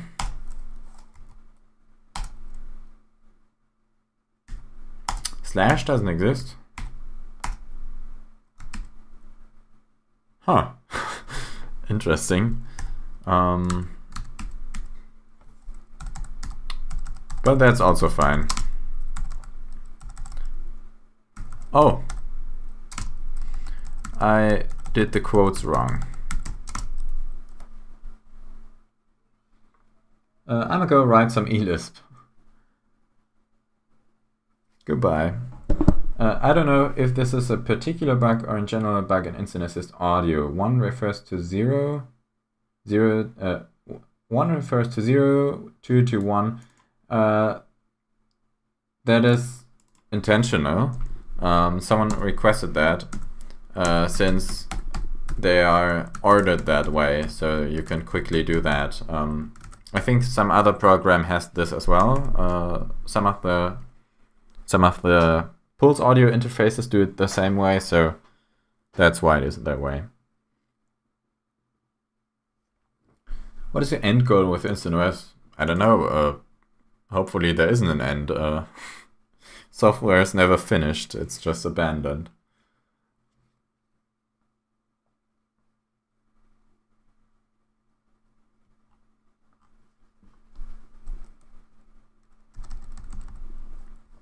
I mean, unless you're talking about the game, then it's a different story. How do you debug the installation script? I don't think you run a VM and install the system again. I have a few debugging tools in the installer. I have it split up into different modules that I can run individually and some other stuff that I did for debugging installation.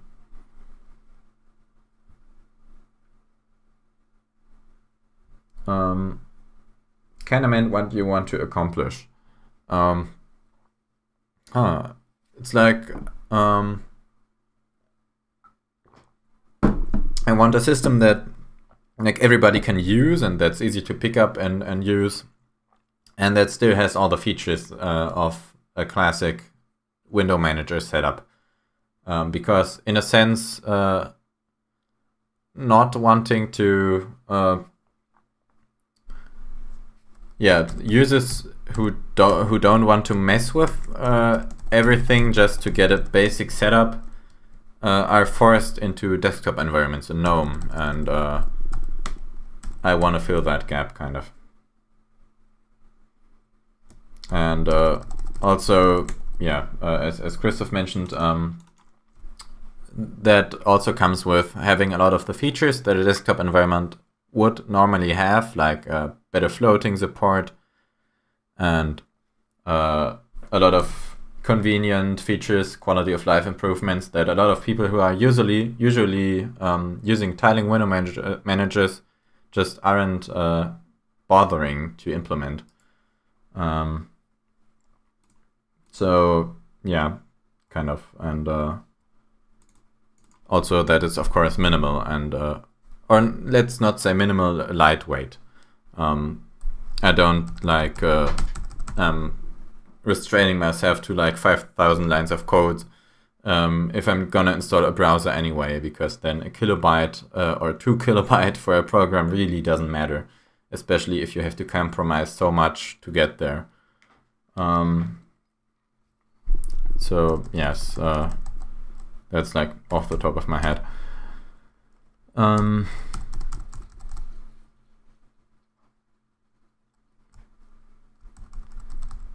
Okay, so yeah, I don't think anyone's gonna do this, so let's just remove that check.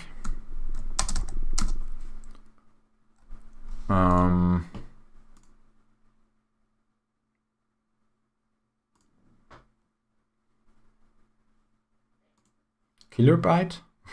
What's that?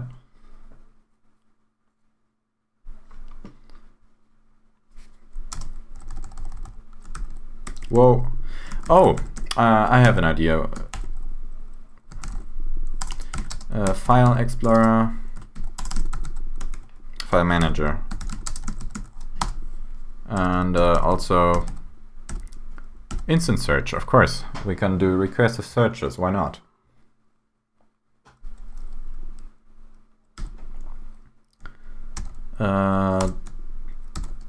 Colon B, and then let's go to our trusty font website. Get a magnifying glass. There it is. 3. Let's make this 4.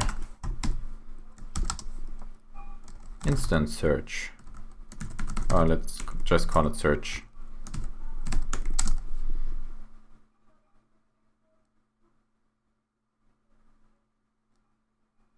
Don't mind 2 or 3 kilobytes if they are kilobytes. Huh. Yeah. Fun. Search. So if it's search, then where is it? Search.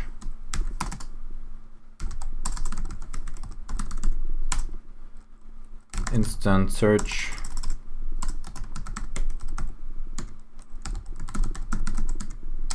Dash D. Where's the... Yeah. I think that should be good then. Let's commit that. Add directory prefix.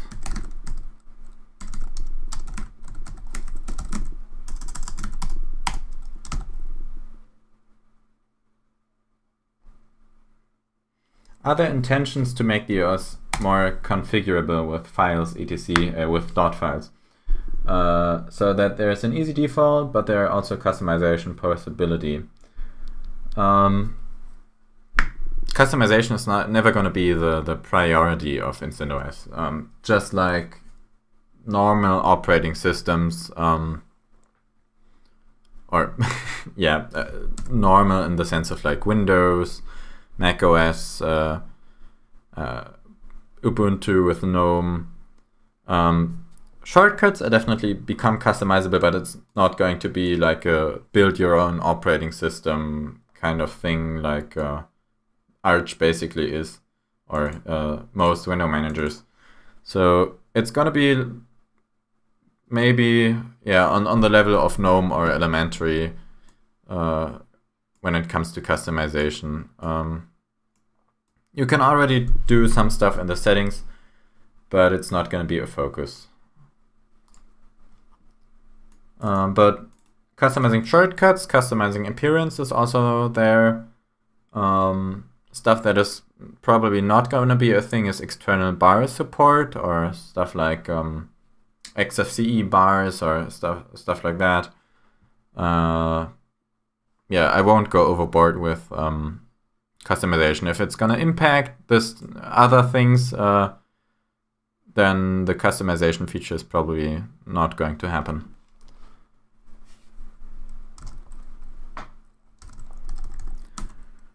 Okay, let's just test this out.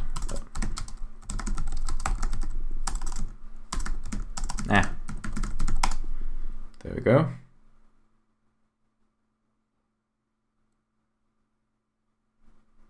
Oh yeah, the colors for instant menu are also going to be customizable, which is not there yet. You can also customize fonts, sizes of the bars and stuff like that. But it's not going to be awesome WM. Oh yeah, there's also a scripting tool for instant WM on the way, which lets you control instant WM using scripts. Again, it also probably won't get on the level of, I don't know, I think BSP WM is completely controlled through scripts. But some stuff is going to be there. Did I install it? Yes. Okay. -d dot. Okay, awesome. I think it works. So now let's do workspace. And open this using search and then instant WM. And it should only show stuff from workspace. Yeah.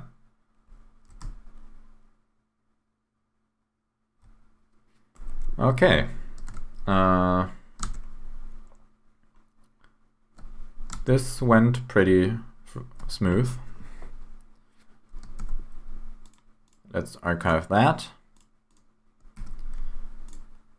And I want to make the installation indicator a bit better. So let's, where do I have that actually?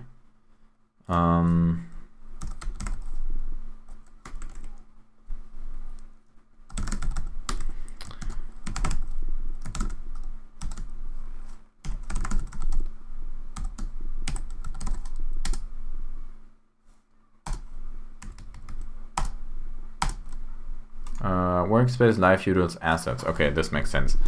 So I have install.jpg, install.png, and okay, I have JPEG and PNG versions for all of those, which makes sense. And let's just copy those, remove the JPEG for now. Running install.jpg. Let's call it that. Open up Krita. So I wanted to put like a warning that you shouldn't power off the PC and then a reboot after installation. Because in a review I've watched of InstantOS, someone actually ended up rebooting the machine because he thought that the installation was finished. So I'm just gonna add a warning there. I think I'm gonna do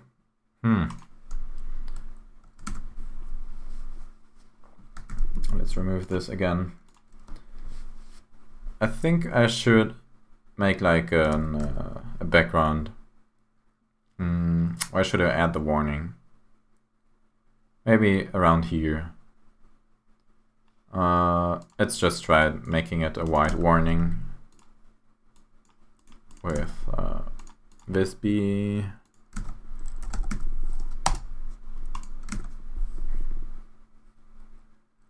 installation running. Please do not, or let's do installation running as a in progress. Dot dot dot. Do it bold. Save. And yeah, come on. Oh no, it's lagging. I think this is getting rasterized. Yep, it is rasterized. Oh no. Or is it? Oh no, it's re-rasterizing it, if it's called that. So that's actually perfect. So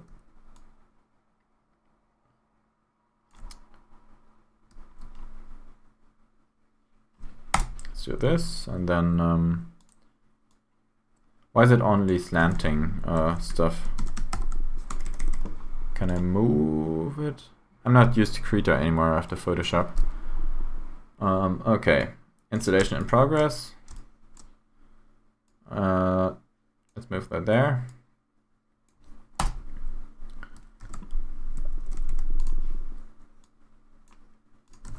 Please do not turn off your computer.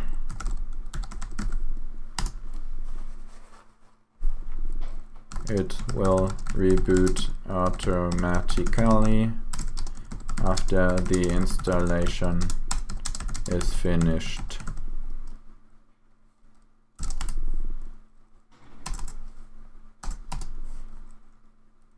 Refer to tag 2 for the installation log. Again, Visby, white 30, save. Close that, and try to align it a bit.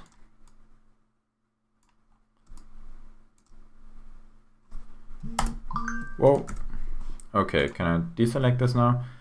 That's not that readable. I may have to add like a background there. Let's just do an this looks good. Then with the selection, Control R.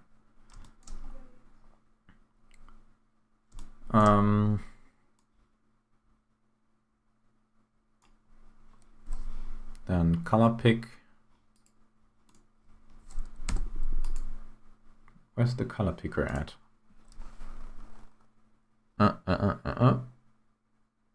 P. Okay. And just fill that up.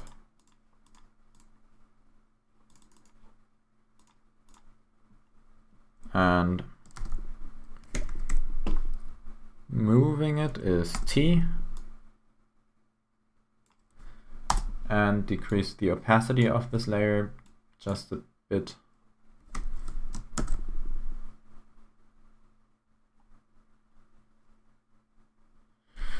I mean, it doesn't look perfect, but it gets the job done.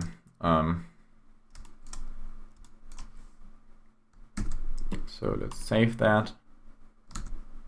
Also convert it to, nope, go away. Convert running install.jpg.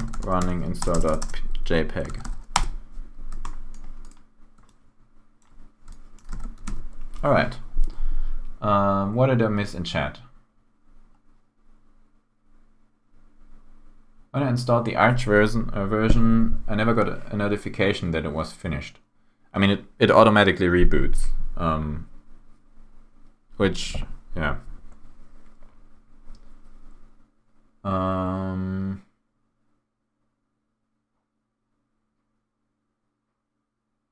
I would have something to say, but you accept proof that I'm a fool. The whole thing is more kiss than I thought.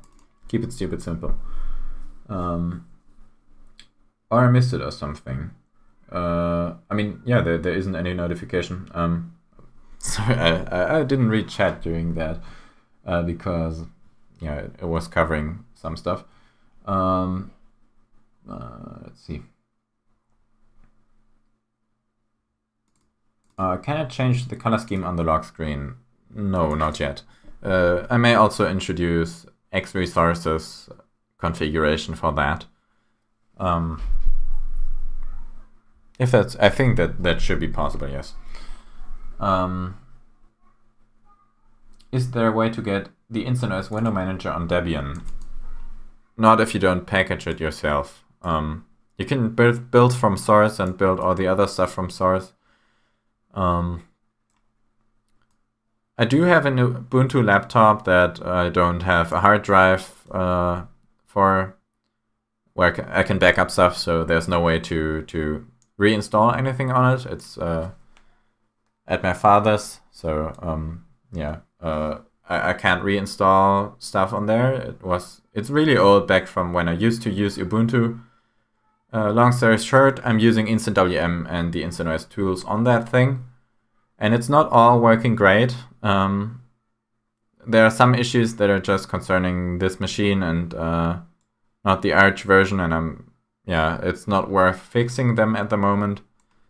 And I also installed everything manually on there, so it's possible, but it's not that great. And yeah, if someone wants to maintain a Debian version for it, go for it. There was some person who wanted to and then completely disappeared from the internet, like deleted his GitHub and everything, which was very odd. Whoops. But there's no official packaging for Debian, and it's possible, but you'll have to do it yourself.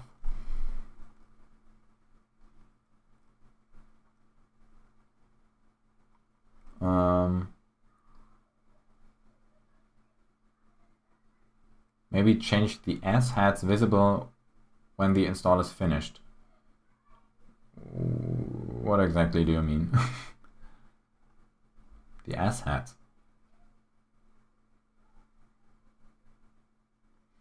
At the moment, it's rebooting after install because some part of the installation breaks part of the live disk. I haven't figured out which one yet, because then if I didn't reboot after installation, the user would have had no way to reboot himself except hard reset, which is kind of a hack at the moment. So if someone wants to find out which part of the installer manages to break the live session, that'd be great.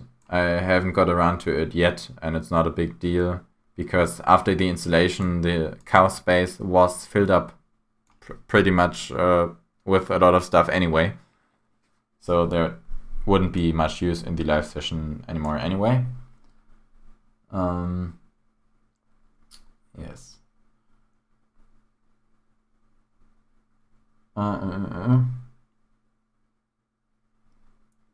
Can you make a course for artificial intelligence? I'm not an expert on that. I don't think I'm qualified to do that. I mean, I did make a chatbot once using TensorFlow, but that was a while back, and no, I don't think I'm qualified for that, and I'm not into making courses.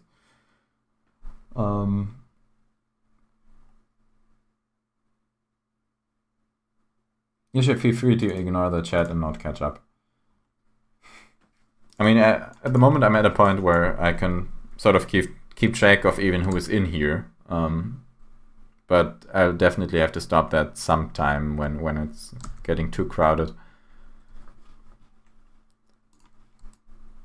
12 viewers. Huh. It's going down a bit. Yeah, I think I'm gonna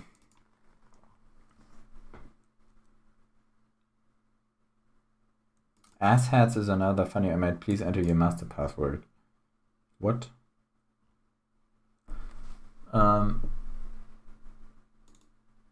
Oh, yeah. Have the wallpaper say installer is finished and you can reboot. that will be definitely how I'm gonna do it when the installer stops breaking the live session. Oh.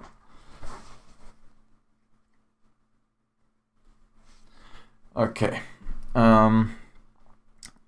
Let's archive that one. Streaming utils. I did that before starting the stream even, so there's some improvements that you can't really see. It's just some Python stuff that's now more convenient for me. Instant Assist offered to repair wallpaper. Someone suggested this on the Discord. I think it was Robski.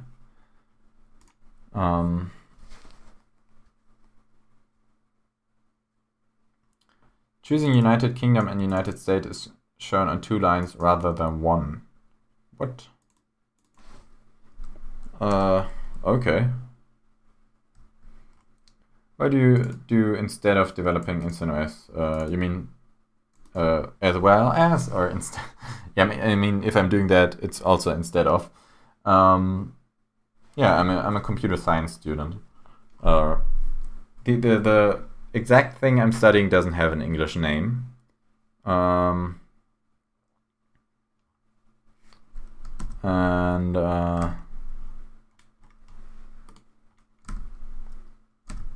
Yeah, for hobbies, I mean, InstantOS is definitely a hobby. Other hobbies are, well, where before Corona came along. I don't know. I don't want to reveal too much of my private life online, to be honest. Yeah, I don't know. Maybe I'll reveal more stuff when. I mean, I haven't even shown my face yet. Do you play instruments? I used to. Sports also. I used to do some stuff. What is cubing?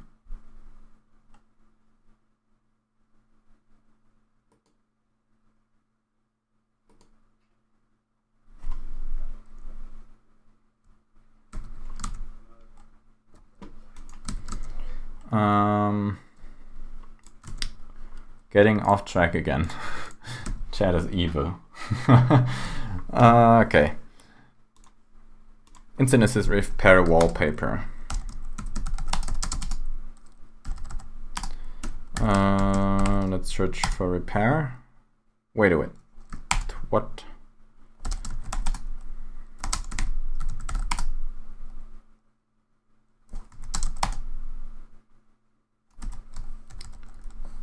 -I maybe? Oh, there we go.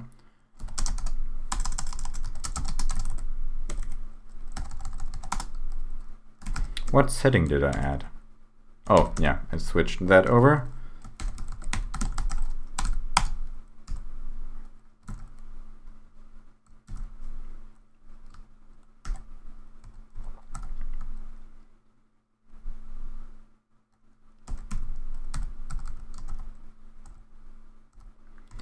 And whoops. So this is the repair thing. I mean, sounds simple. Let's just copy that into Instant Assist. JS is the command to get there using AutoJump. Assists, wallpaper. Let's just do this using the COC add-on.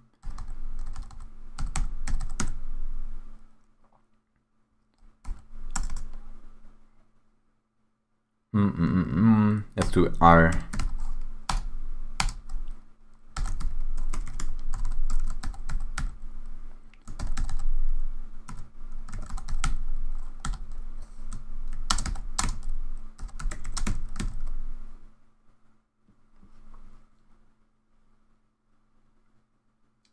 Three by 3, 26. Oh, I'm getting demonetized now. I haven't ever solved one of those. I mean, I didn't learn anything about them either. But I mean, yeah, I'd be proud of 26 seconds.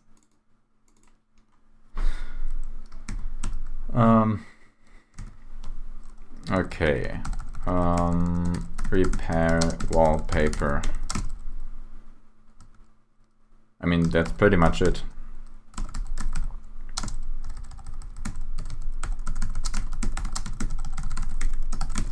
Whoops.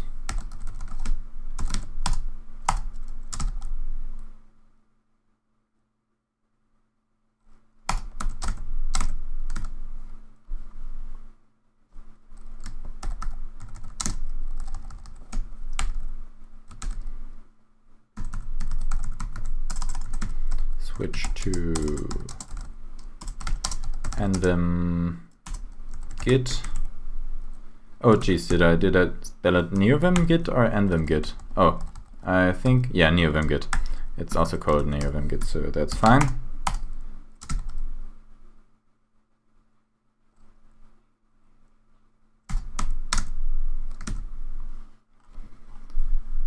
Are you from Germany? Yes, I mean, you can hear that.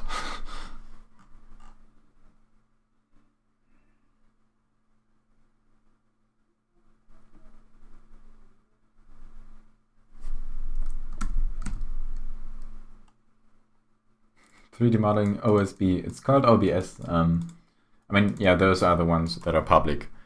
The stuff that I do.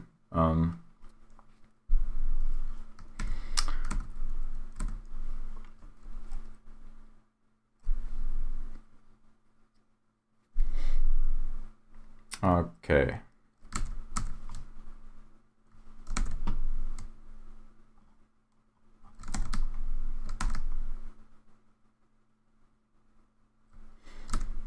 Let's check out the to-do again. Instances repair wallpaper is done. Increase temp size is also done. Keyboard variant for Instant Arch. Is there a way to list out variants for your keyboard layout?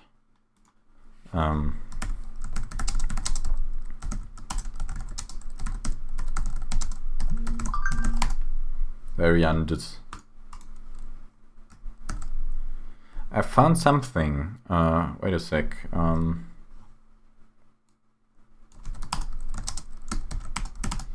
Let's just look at this.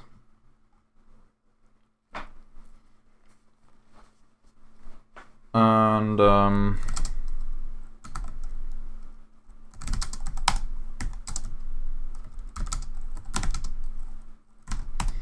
script for DE. There's quite a lot in here. Wait a sec, how much stuff is in here? Oh Jesus.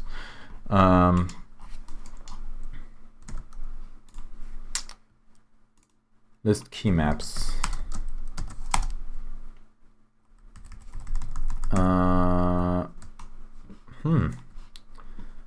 Let's just look at instant assist. TK.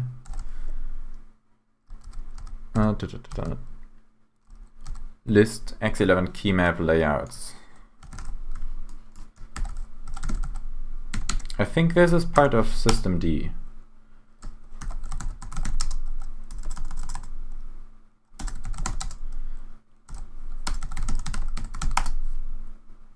Yes. Okay. Locale CTL list X11 keyboard models, options, variants. There we go. And can I list variants just for the stuff for the layout I'm using? So let's just pass DE there. Oh, awesome! I can. So now if I do US, it'll do some other stuff. This is pretty easy, actually. Cool. Yeah, most of what I'm doing here is bash scripting.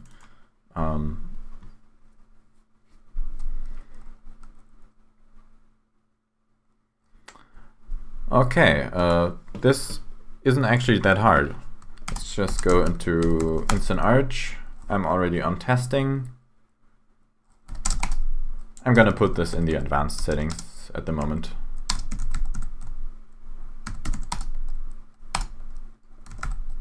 Ask advanced. Jumping to a tag with the German layout is awful.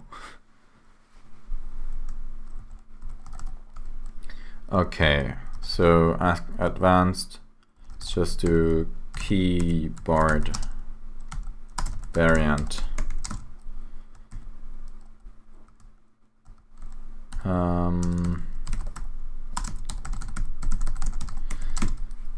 Let's do it like this, and then ask task equals choice. So now I need to implement this, which means let's just do it here. Ask keyboard variant.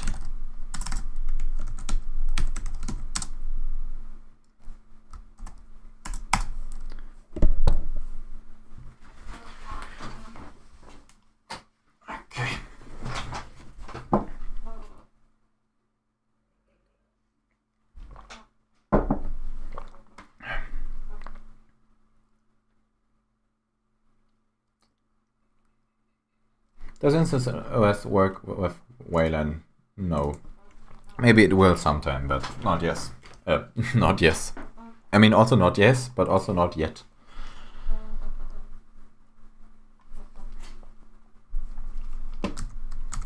Okay, so localctl. What was the command again? List x11 key map variants. x11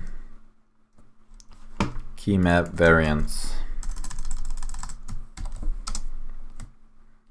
and go in here, iRoot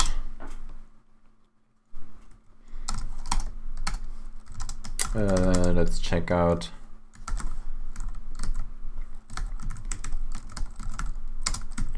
ask layout. It's iRouting to keyboard. Okay.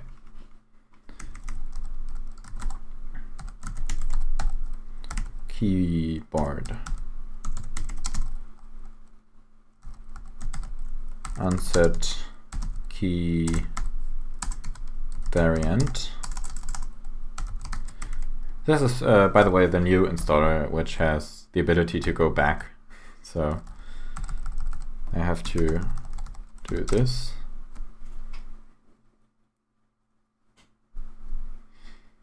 And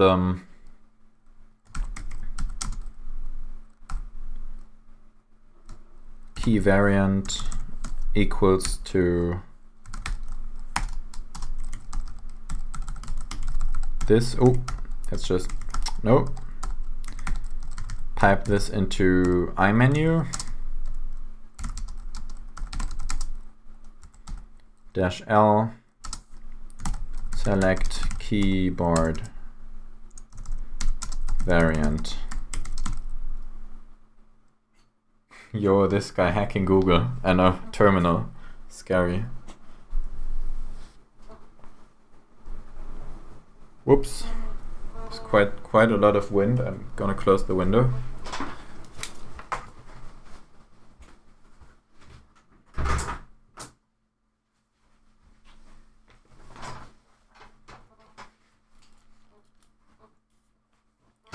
What package does Benny use to draw those thin lines around the screen borders?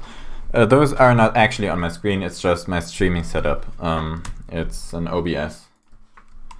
I can do a lot of stuff there. Whoops. Oh no, what did I do? That was the wrong one. Desktop is the one. Whoosh. Can I undo this using... Oh no, I can't undo this using Ctrl Z. Let's try to get it back to where it was.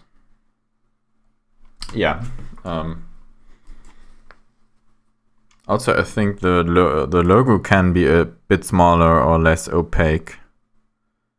Where is it? I think I need to go to desktop. No, there's no logo on here. Screen. Screw it. Which color scheme is that? You mean for Vim? For Vim, I'm using OneDark, and the color scheme of InstantOS is a custom one. And no, it's not a live wallpaper. My wallpaper is just this. Or, I mean, I can also generate a new one. Any second now. Oh, by the way, I just realized I'm streaming at 60 FPS for no real reason. Hope you're enjoying fluid motion of my cursor. What is that? Black Desert? Nope, not doing that.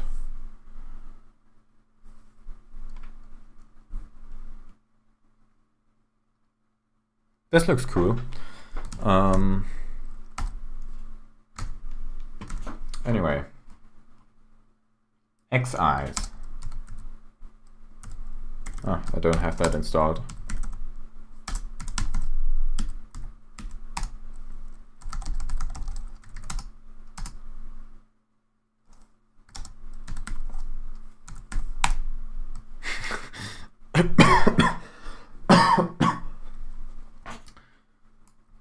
Best program of all time.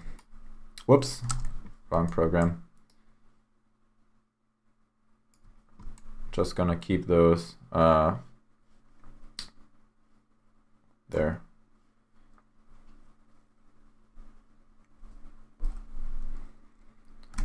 Okay.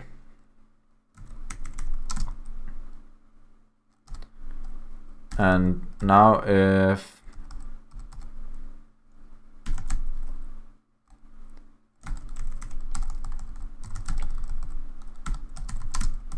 I think I can move that up there.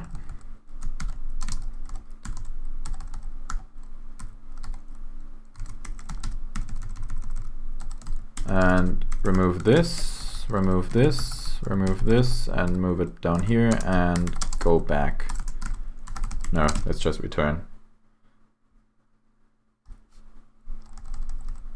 Same here. If my key variant is empty, meaning the user didn't select anything, then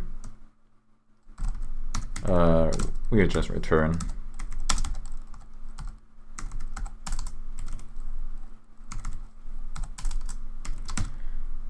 Okay. You also aren't error. Are you kidding me? Please, YouTube. I mean, you can see it here. X wow.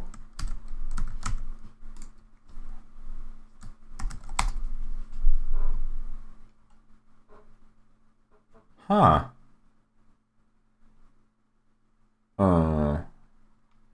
This looks interesting. Not in the Arch repos. Whoa. Also not in the AUR.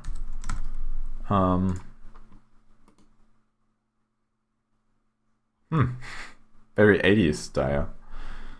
I write that down.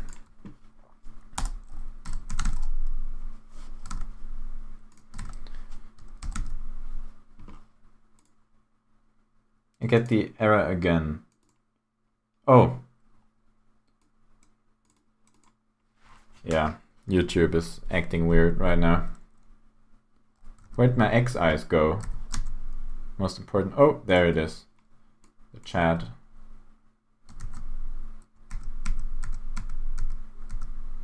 It's overlaying them. Okay, then I think we'll have to move those somewhere else. You can watch from up here.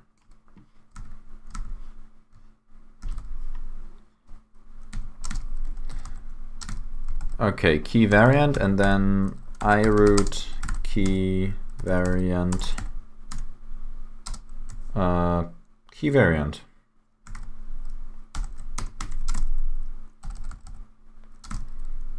Perfect. And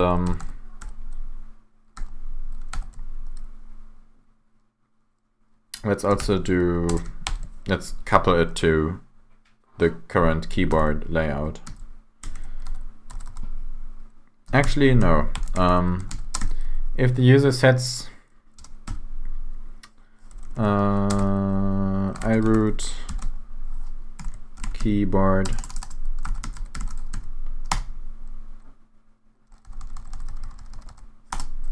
there we go. iRoot R key variant, since the user isn't allowed to choose a key variant and then change their keyboard layout, and then that variant doesn't exist anymore. Which would possibly break some things.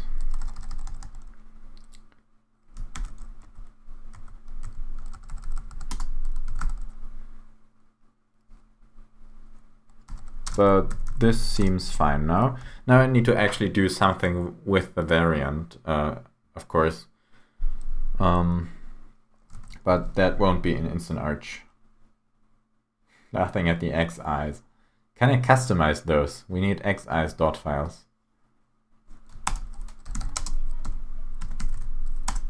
We need xeyes Enterprise Edition. Of course it has a man page. Center, color.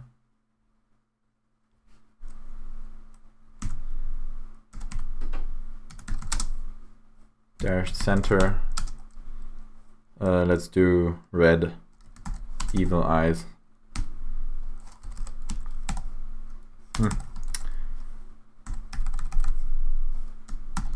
Oh, this is cool that Z Shell does this.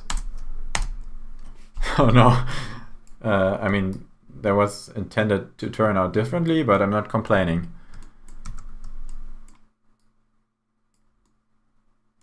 Perfect.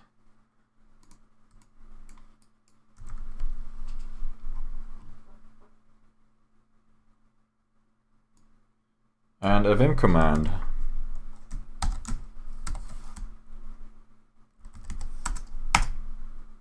I don't have Figlet installed. Yep. You're laughing at the red ones too. Awesome. Yeah, those are on the puff stuff you're not allowed to mention on YouTube.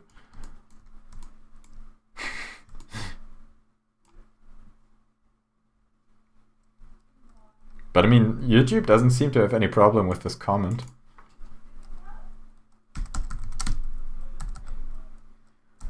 Ah, jeez.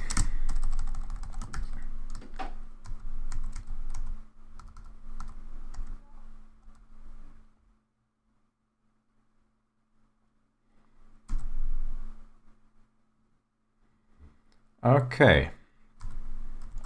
The key variant is pretty much fine, I think. Yes. Oh, of course. Almost forgot one of the most important things. The comment keyboard variant, and then adding it to the ask question function. Let's add it below kernel. Keyboard variant, ask keyboard variant. There we go. And now we should be good.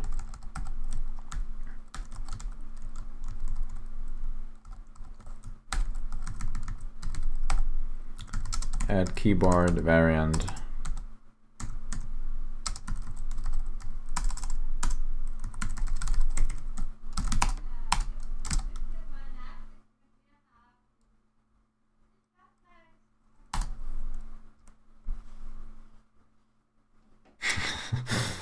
Okay. How do you modify your Vim that much? Is it that modified? I mean, this is my init.vim. There's, yeah, a couple of plugins.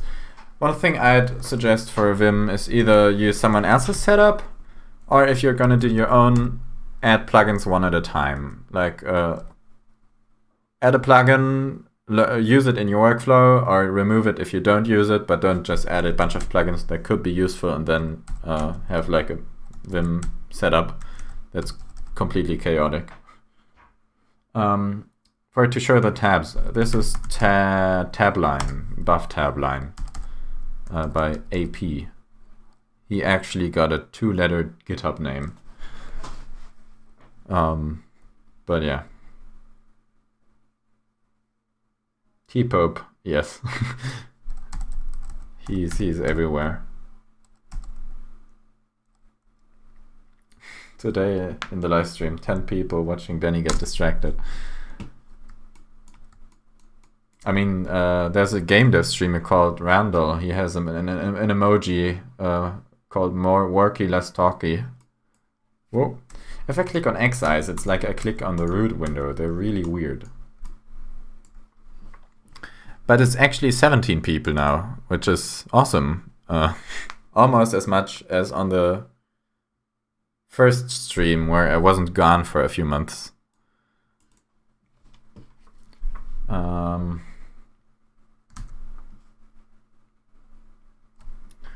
Okay.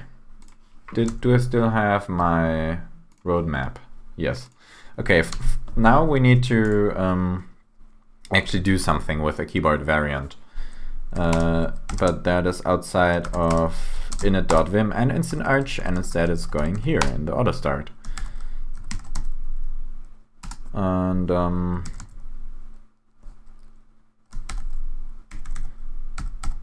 I think iroot-u is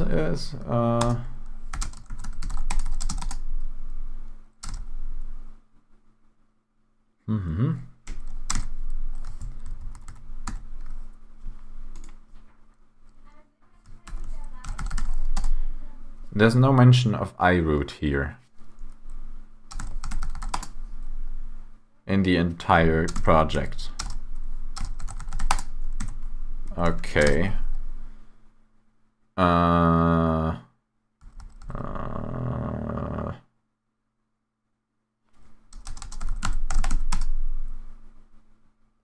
One thing I'm wondering is how I got the keyboard layout installed in general. Then that was a while back. Let's just check that out. Whoa.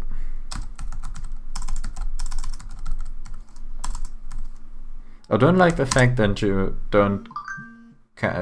can't quote commands. T-Pope is the Pope of Vim.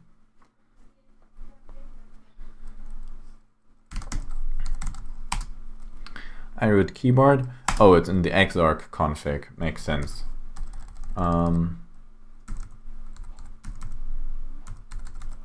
Okay. And what I can do then is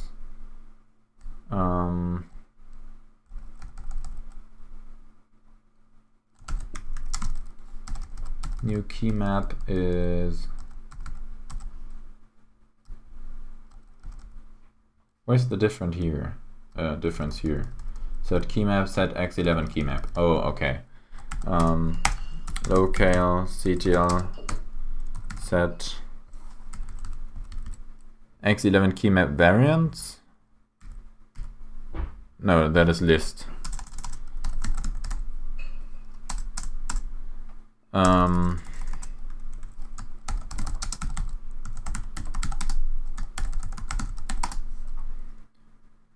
How can I set up a variant?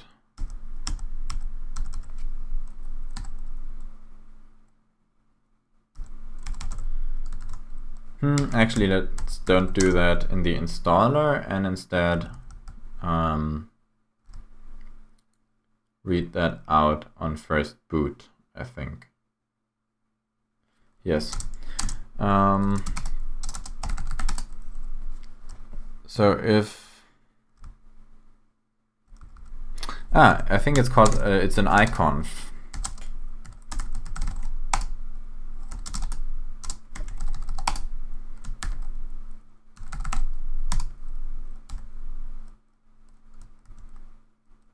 -r. Okay, -r gets the root option.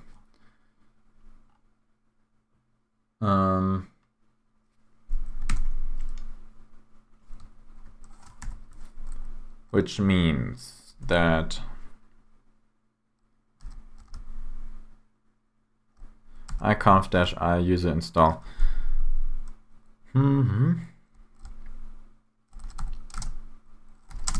I think I'm gonna add a new file here.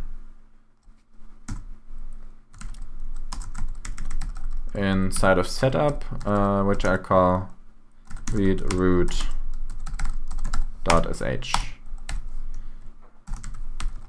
bin bash. What's your favorite cereal? Important question. Very important. I think cornflakes.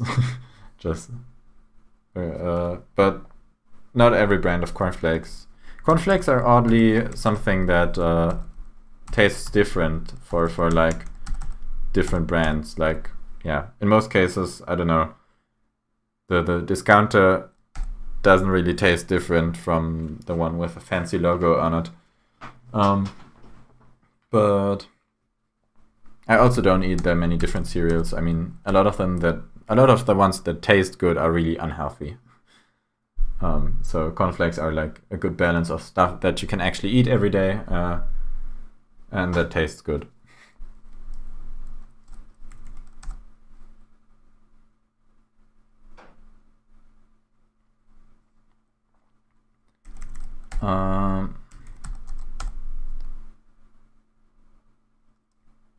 Honey loops. Okay.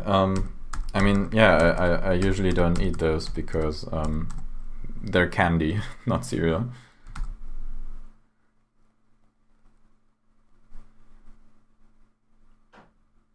Fellow cornflakes eater. Nice.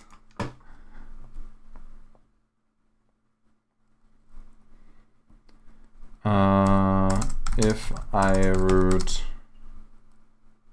r-r key variant. What did we call it again? I already forgot.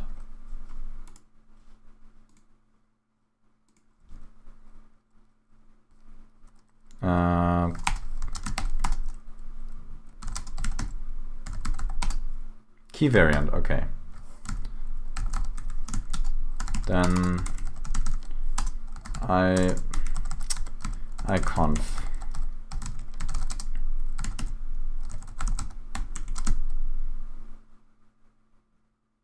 Does InstantOS use systemd? Yes. But there's an experimental Artix version that you can install using the CLI installer. I think there's actually someone using it on Artix.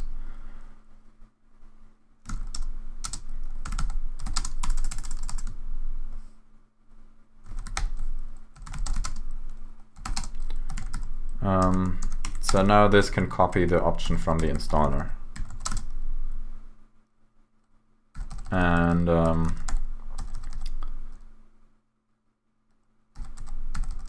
if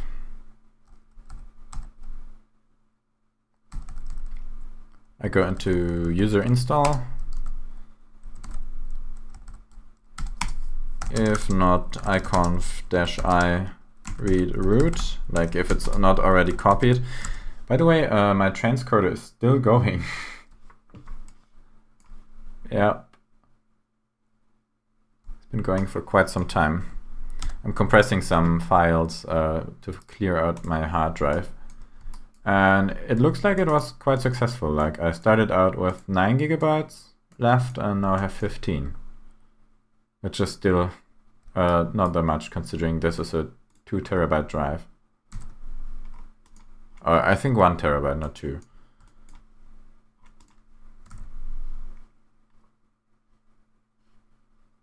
Oh, you two actually use it on Artix. Cool.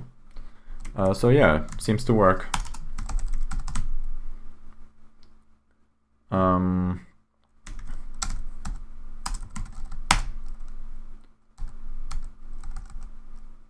Okay, let's yank this and paste it here. and rename this and remove the .sh, read root iconf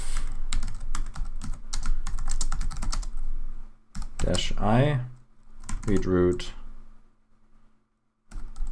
1.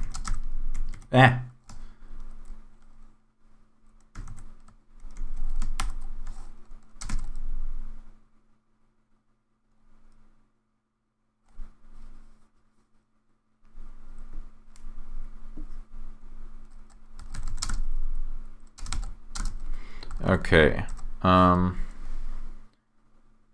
and let's just chmod everything.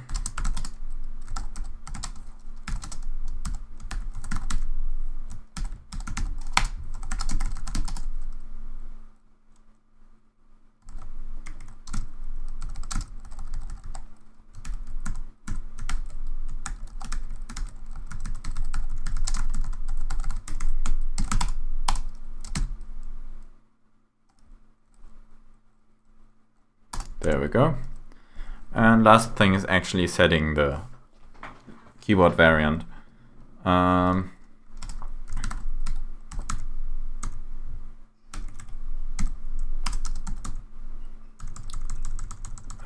Dash model root symbol.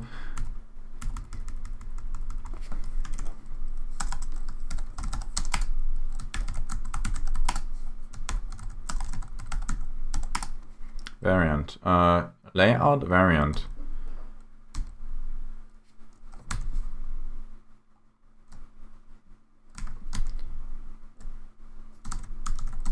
Arch set keyboard variant.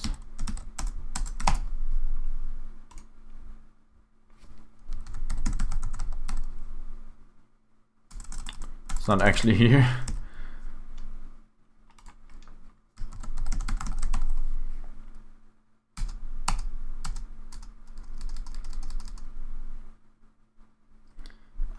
Dash variant. Oh, okay.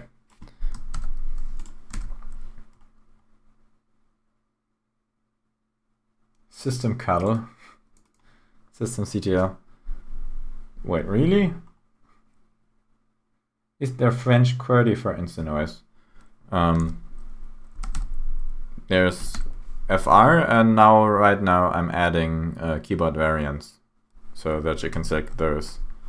I also might have to add those to the settings as well. This is the wrong NeoVim. Oh, dash variant. There it is actually. Didn't see that.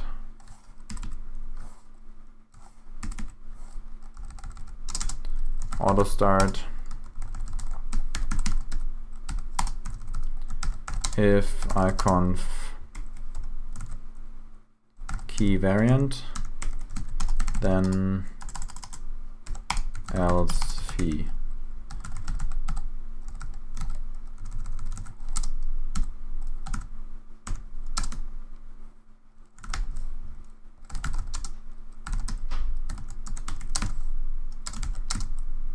Okay. And that should enable us to set the keyboard variant. And then I also have to add this to the settings as well. Let's just commit that first.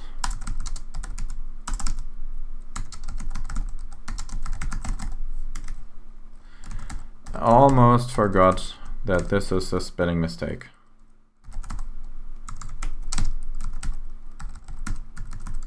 There we go.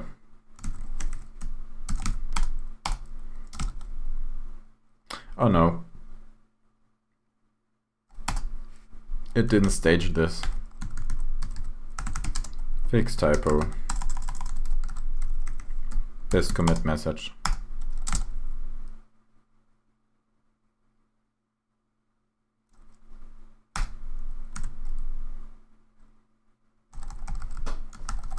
Okay.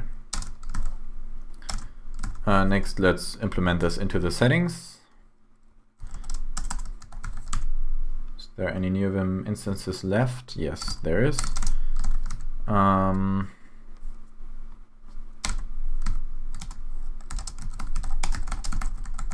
what's going on here. Oh, new format did something there. I don't think we need that.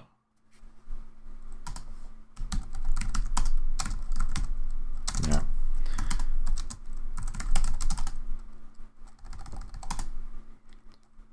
Keyboard.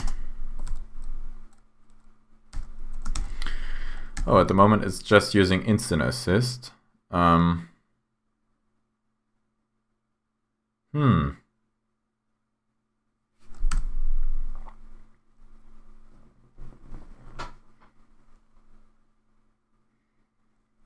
So I have to implement a choice there for setting the variant.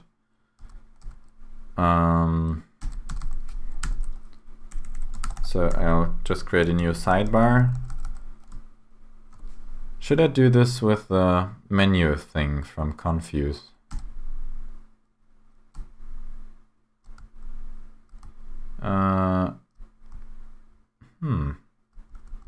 Actually, I don't think that, yeah, menu thing just supports that. Let's check. No, it's just for top level settings. Okay. So no menu for us.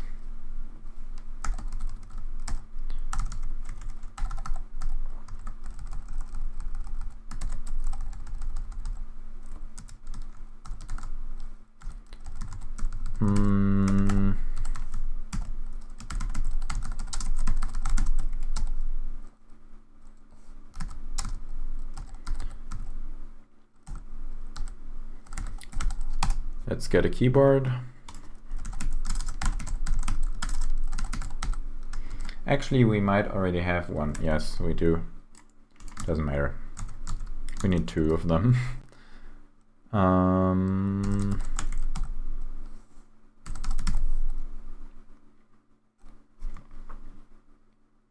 What do you want to do with the search menu thingy?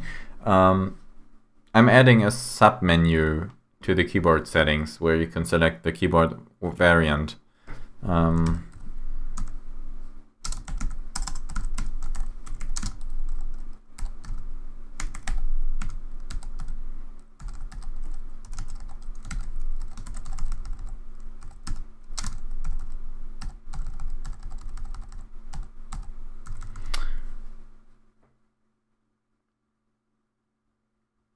Oh, the eyes went away. Sorry. There they are.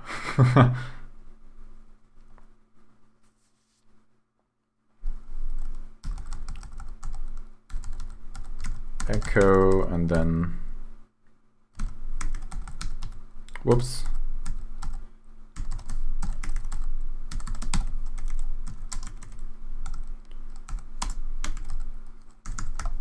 Whoa.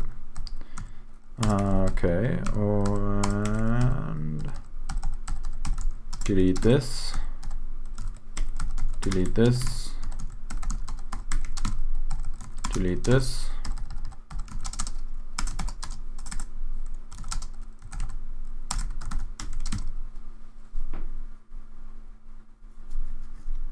Make it its own function, then they should work.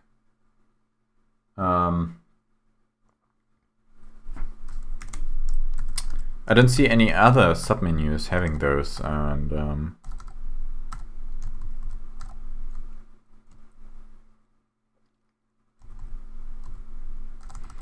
oh, or actually, it's not its own function yet, right? Oh yeah, it isn't. Of course, I can make it its own function. Didn't realize that that's not the case yet. Keyboard settings. The John Lennon pic.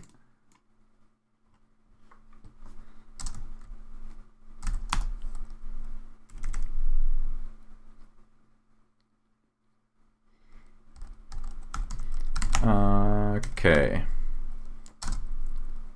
Let's set a marker here and go to assists and just cut out all this.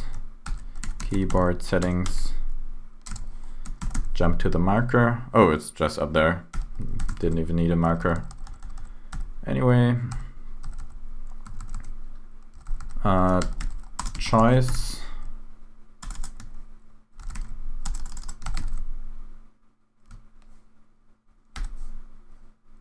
Is this into the sidebar.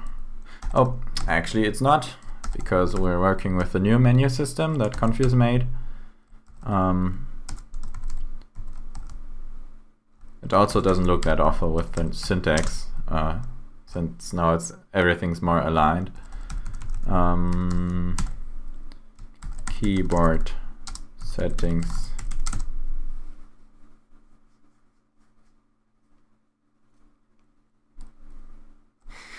Keyboard. Yeah. Keys are boring.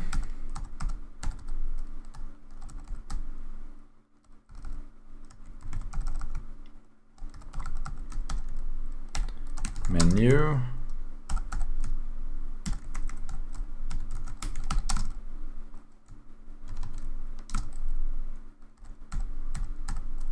And keyboard variant. And this can go away. By the way, oh yeah, back is filtered out. Was just wondering that. And then keyboard settings, menu into sidebar, case setting,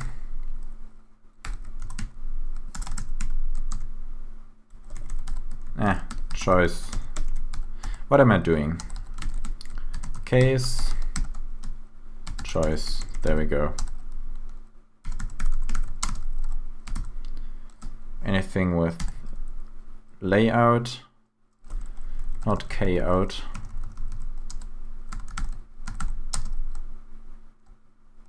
Layout gets the instant assist.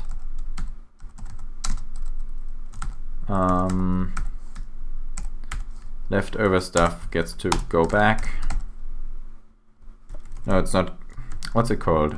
I think it's just returning. I spent too much time on instant arch. Loop setting true, yeah. Okay.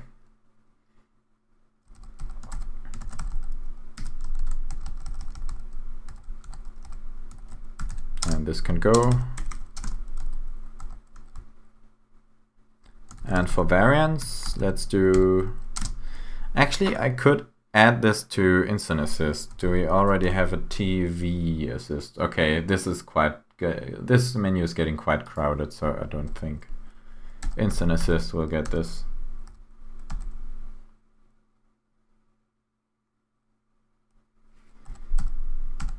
He has Tomaten auf den Augen. As we say in Germany.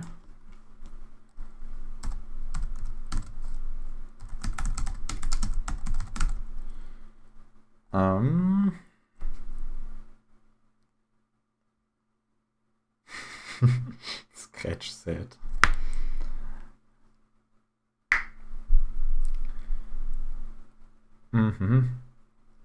Is there a way to get the current keyboard variant? That's the interesting part.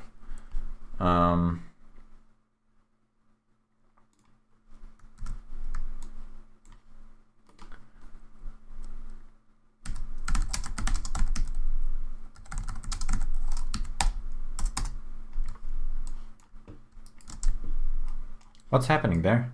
Why is it? Can you please, Google, can you please make it a bit taller? Oh, that was weird. Oh, set x kb map dash print. And this isn't helping. This looks more like what we're looking for. Okay.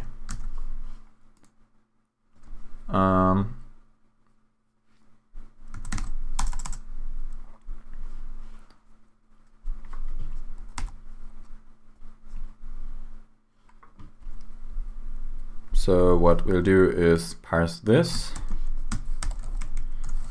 and grab the last two letters, -o, and then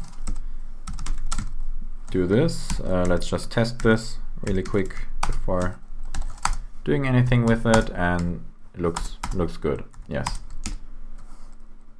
And this is going to be the current layout.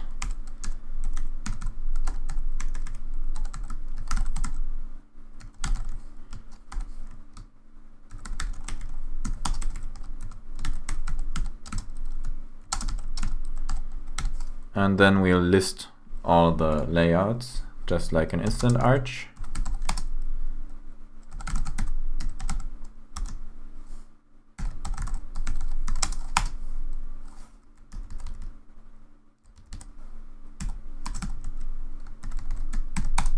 There we go.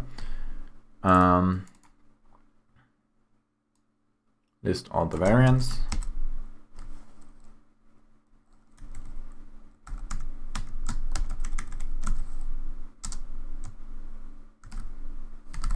For the current layout, pipe that into imenu-l.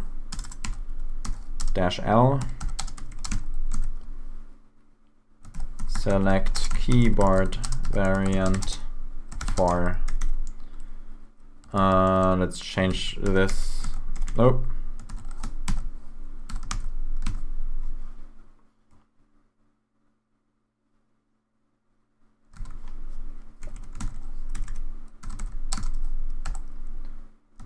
Current layout. Layout choice. No. Variant choice. Equals, and let's just get this.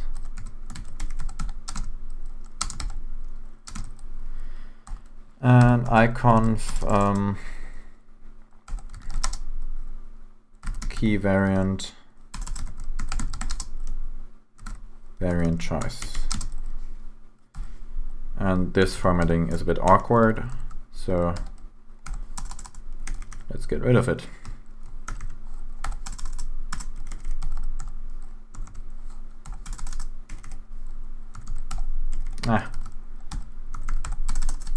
Probably a more convenient way to do this, but I don't know that.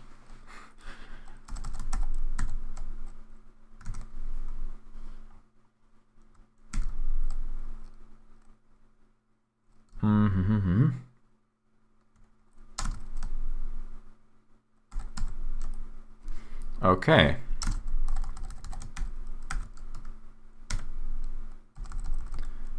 Also, the instant assist should unset key variant if anything changes.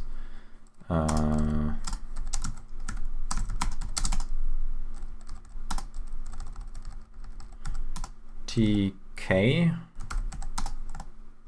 Well, no, I don't. There we go. And iconf r key variant.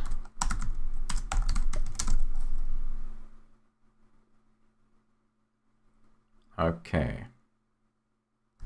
Not layout selected.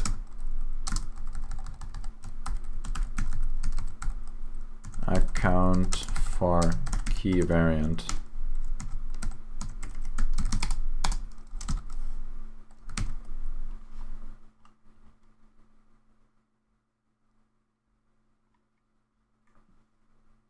XI seems to know.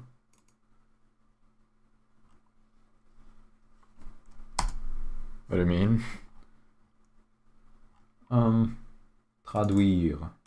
I don't know a lot of French.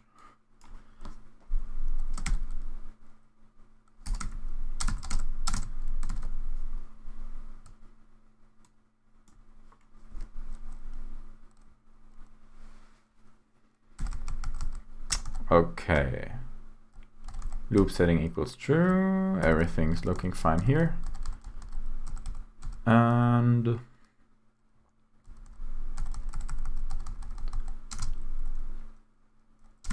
I think that's committable. Actually, let's test it beforehand.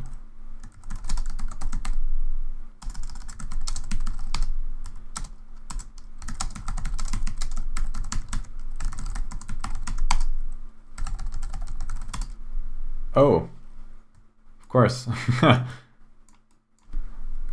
It's a tomato. Okay, now we need to make it green.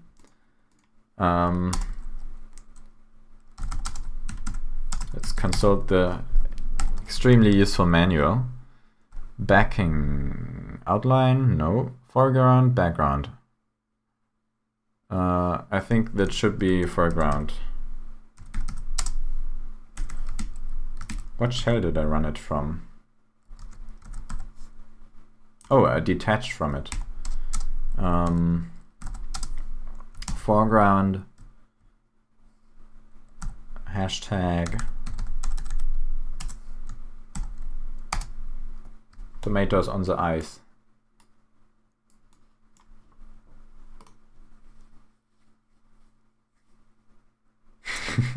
Perfect. X-eyes. Okay. Beautiful. I know, it's a work of art.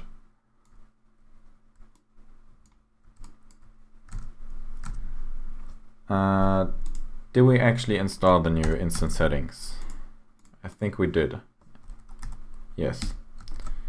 Keyboard layout still brings up this, and keyboard variant brings up this. Perfect. Yeah. Oh no, I need to select something. What do I select? No, that keys is, I think, the default. You do know some French. Oui. I mean, yeah, considering we had it in school, not a lot. But, I mean, yeah, considerably more than someone who doesn't know any French.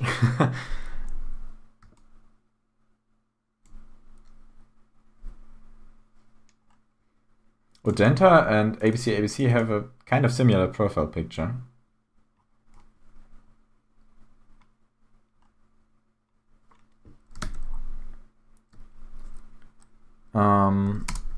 Iconf key variant is noded key, so this works fine.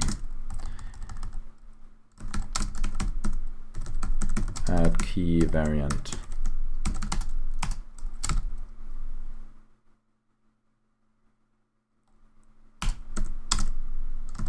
Okay. Now where are we at with the keyboard variant? We are almost done. Christmas eyes. I mean, that's also how you can put it. Are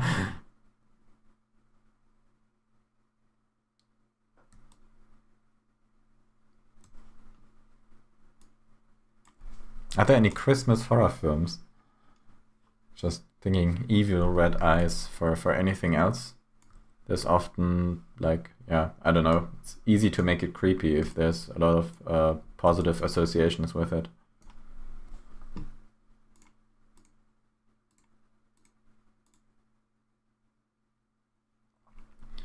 Okay, and this one is done. Last thing is fix supermouse scroll wheel to not I can't speak. To not show the scratch pad. So if you put something on the scratch pad and then use super and scroll with your mouse wheel over the bar, you'll eventually end up showing the scratch pad, which is not supposed to happen, because if I now open anything else, the scratch pad is bugged. And that's not good. Oh, the eyes. I forgot about them. Let's make them sticky so they'll show across tags. Show off the window manager. Can you not hear me anymore? Or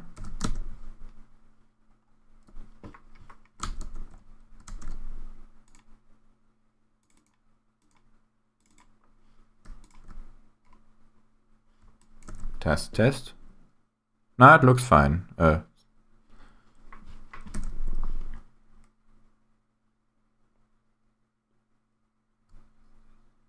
Stream is laggy. Someone might be using the network to do, I don't know, anything. Germany was not made for live streaming.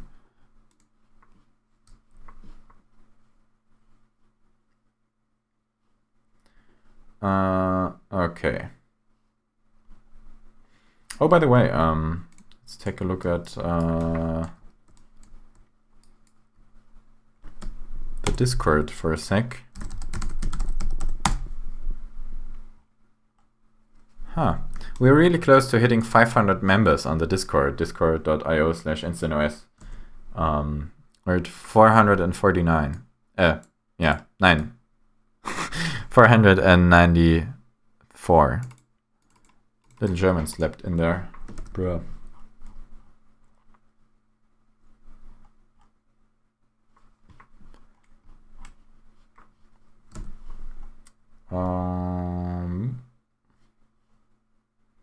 Okay, so this needs to be fixed in the window manager.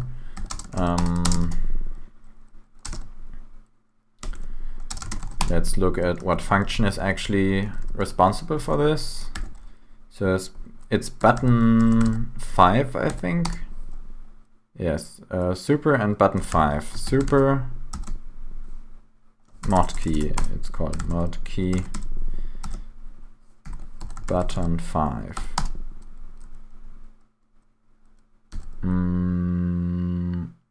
Shift view. I think it's shift view, yes. In shift view.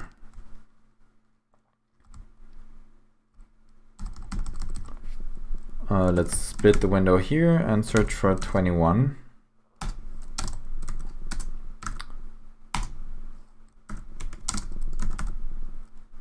Or is it just 20?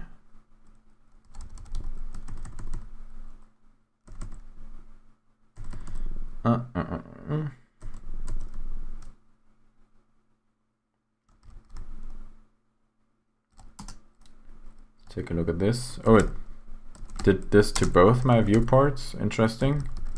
No, it didn't.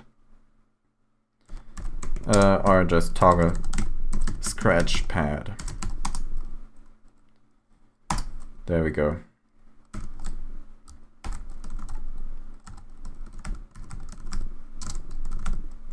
Okay. Oh yeah, it is 20. Okay.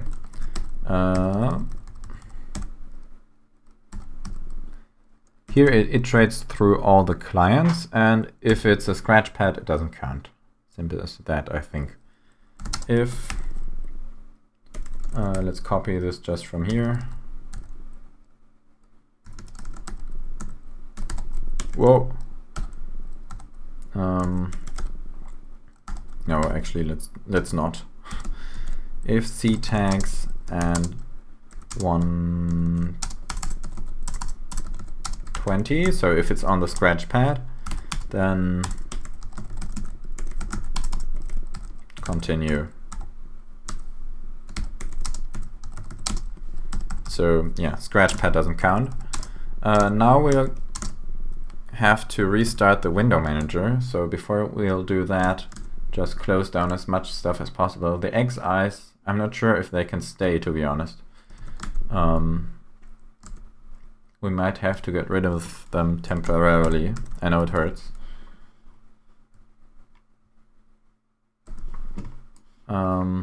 Scratch tags. Luke Smith, I don't know if he even has a scratch pad, and if so, it's not the same implementation. The InstaNoise scratch pad is completely custom. So it's DWM doesn't have a scratch pad, so this doesn't have anything to do with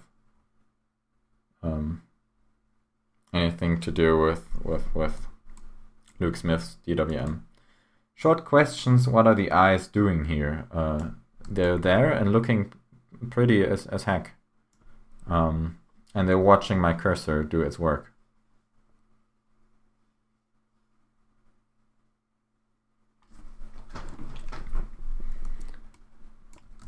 Okay.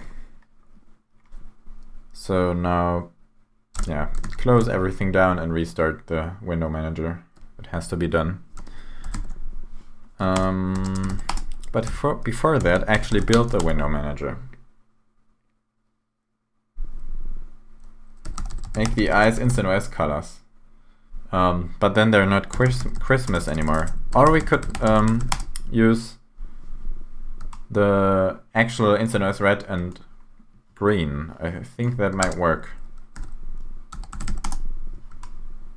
Let's make this sticky and pick that. So now we have these two. And let's reattach to our X-eyes.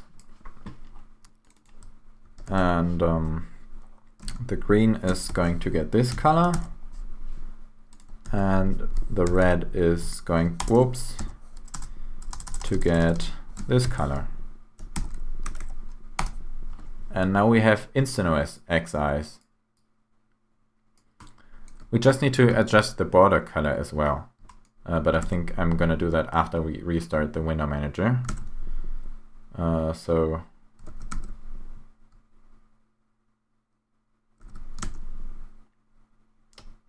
yeah, let's restart.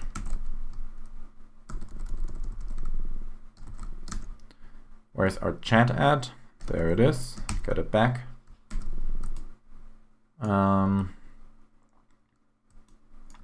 This can go. Okay, I think. Oh no. Oh no.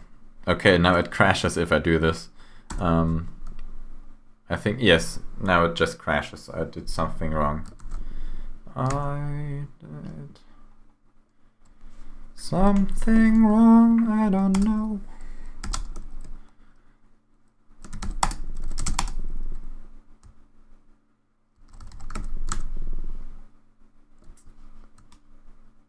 Instant eyes.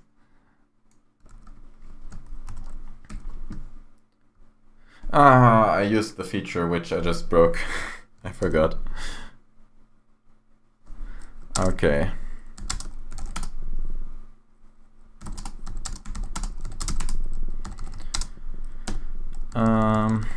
Let's take a look.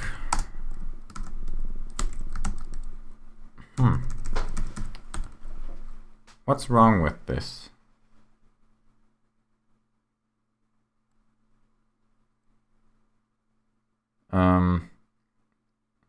Why is this crashing?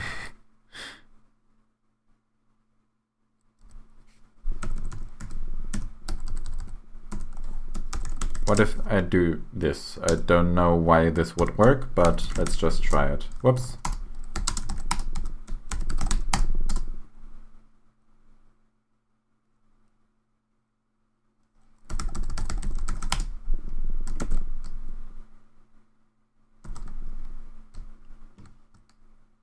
Nope, still crashes. Great.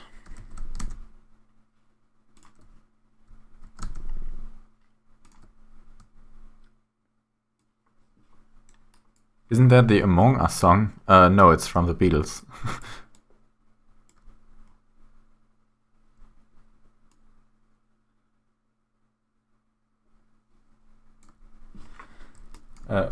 Which is, by the way, copyrighted. Oh no.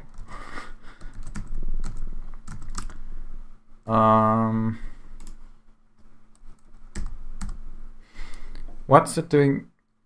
Why is it not?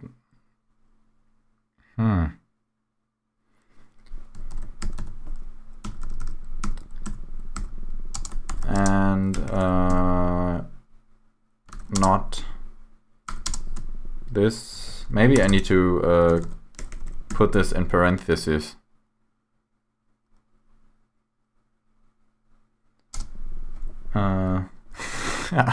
I am shocked.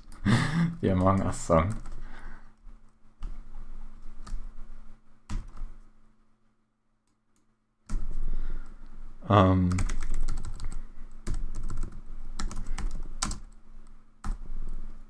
Maybe that's the problem here.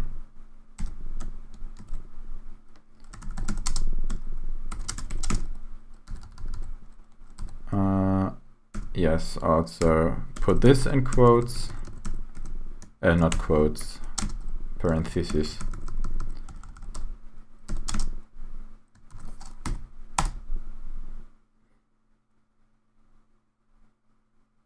There we go. And now let's hope for the best. Yes,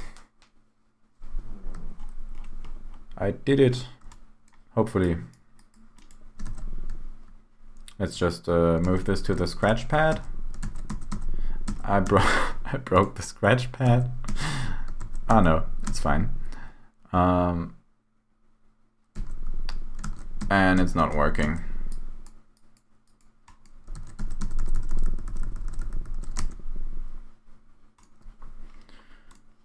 Why is it not working?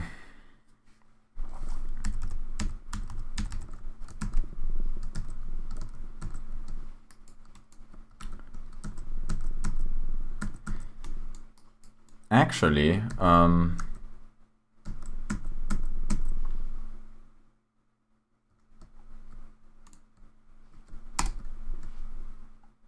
no, it is working. The scratch pad is just a little buggy in general when I do this.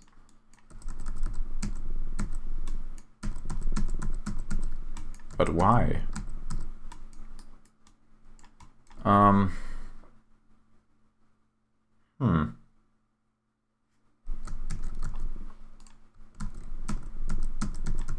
I think the scratch pad is just buggy on tag 1. Maybe it's overlapping. How many digits does an integer in C have?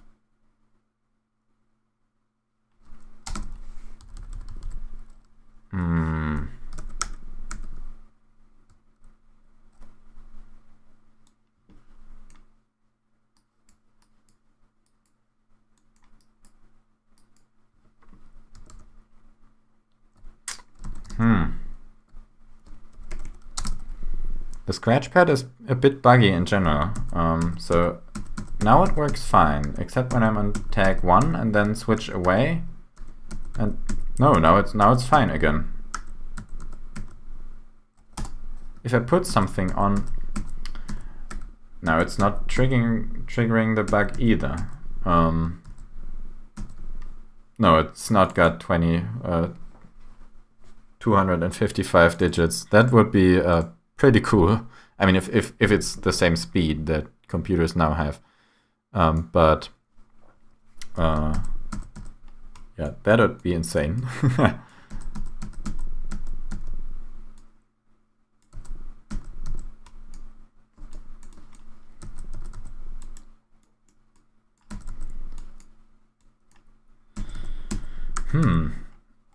Yeah, there it is again. It just shows the scratch pad if I do this, and now it's bugged.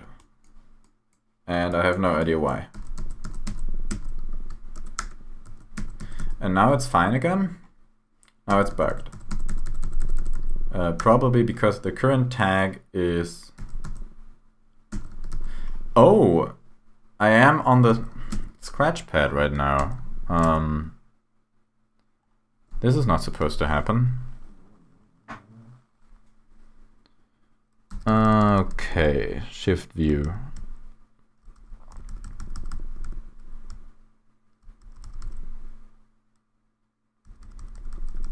Do while and then view. Oh, okay. If count is smaller than 10. But actually that doesn't even... No.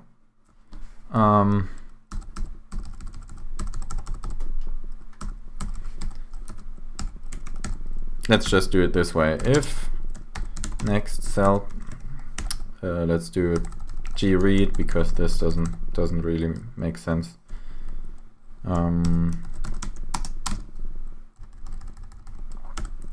If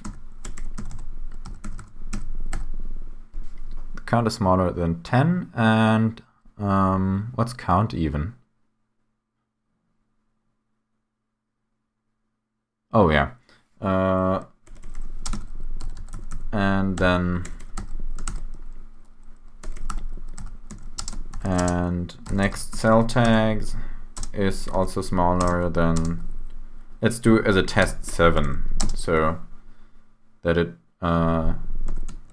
and next cell tags is bigger than 2. So now it should get stuck, which is intended.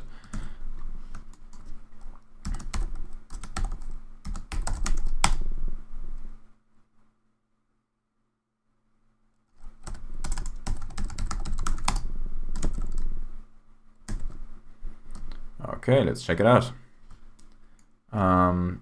Let's go here, and then nothing happens. Did I just create an impossible? If it's smaller, then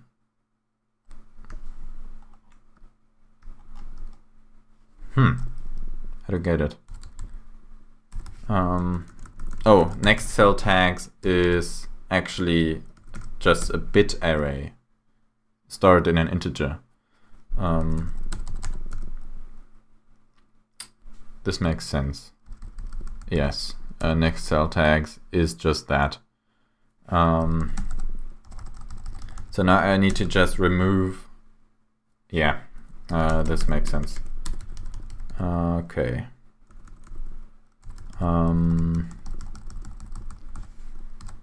Curse cell tags, okay, yeah. It's just shifting stuff around. Okay, let's read this again. And yeah, this makes sense. Okay. I think I just need to XOR this with one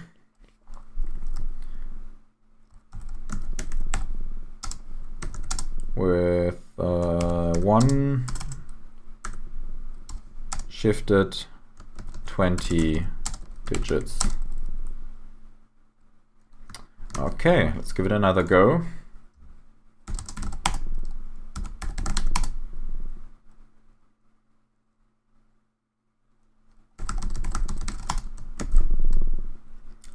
It's really a blessing that InstantWM compiles so fast, because this is an awful form of debugging with any other piece of what the f.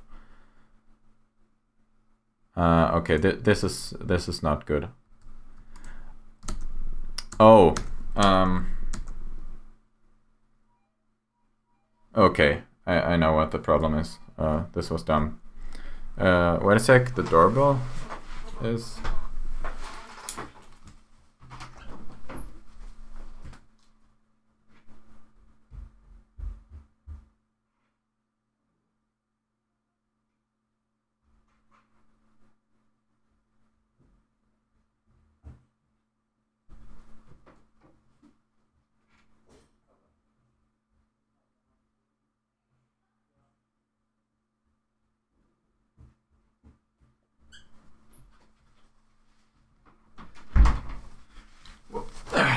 Okay, I'm back.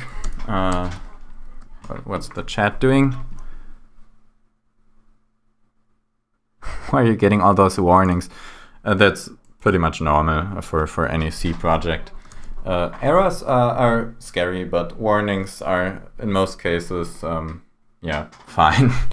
I mean, sometimes you can get rid of them, but the compiler throws those out pretty generously.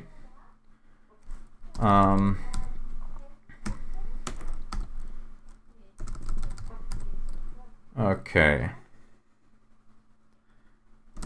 So how do I remove this? If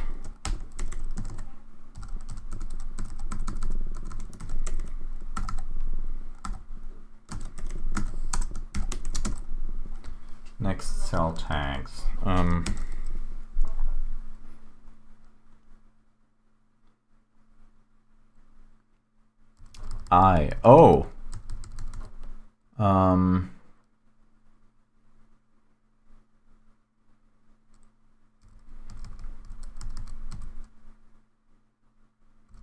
What's I do?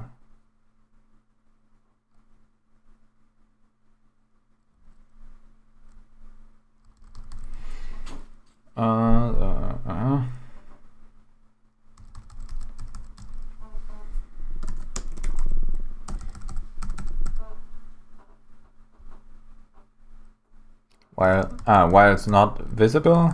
Okay. And the count is below 10.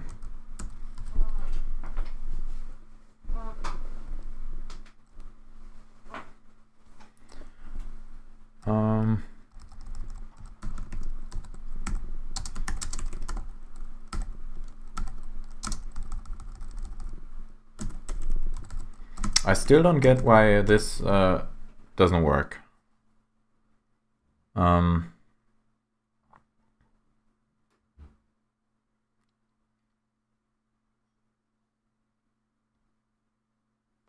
Oh, length tasks -1 is already in there, so that this shouldn't be an issue.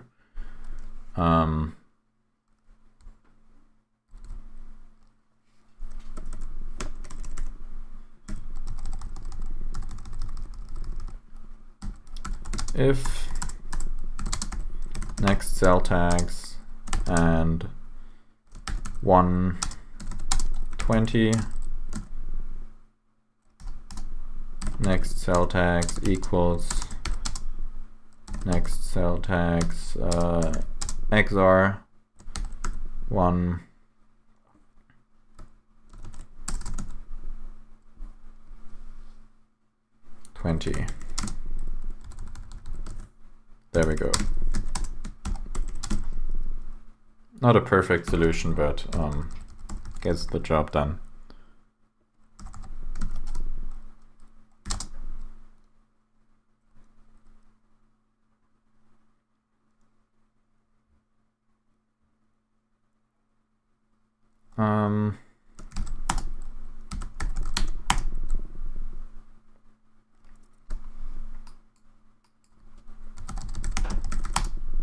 By the way, I'm surprised that GCC is completely translated to German, but yeah, why not? It's old enough. Okay, restart. I'm impressed that OBS managed to survive all this. Okay, next try. So far so good. And it's not doing the weird thing anymore. Awesome. We fixed the scratch pad.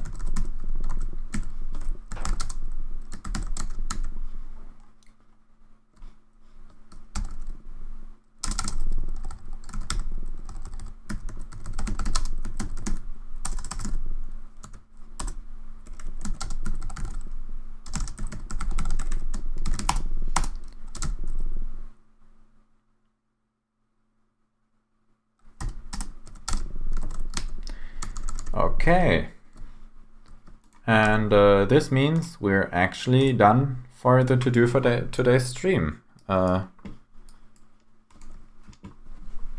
Yeah, cool. And we're getting closer and closer to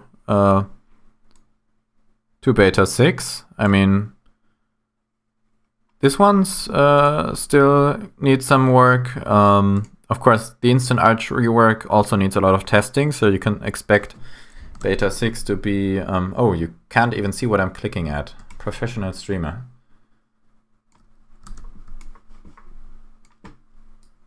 OBS is a beast, yes.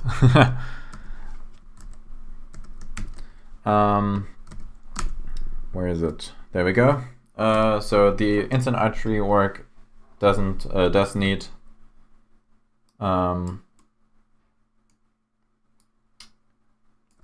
does need some testing.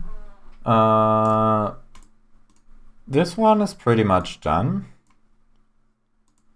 This one also needs some testing. This one needs some work still.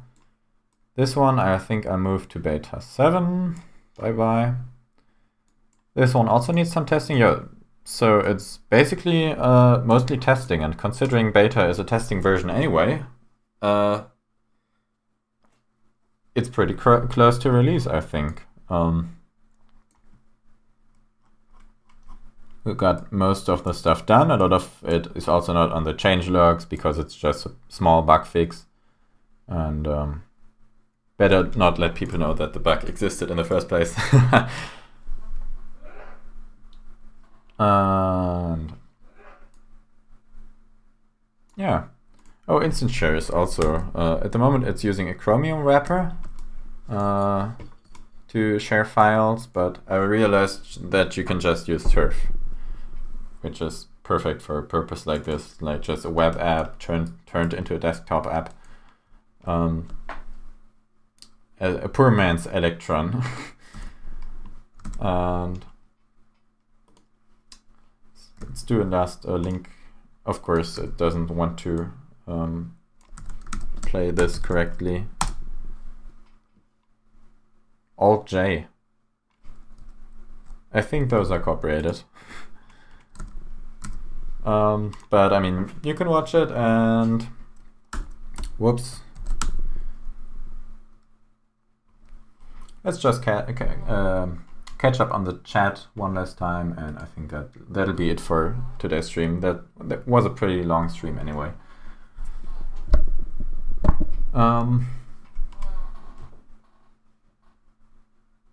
My legs are dying. Oh no. What's your internet speed? Not good. I'm paying for 50 megabytes per second, and something around 25 arrives. Which CPU do I have? It's a Ryzen 7 first gen, I think 1700 it's called. The reason it's so busy at the moment is because I'm rendering a video in the background, so it's under pretty heavy usage. But the stream and the video just fine, so I'm liking the CPU. France is terrible in the connection. Oh, you are French. Yeah, the French also don't have good internet, I think. The rich countries can't afford that. Not sure why.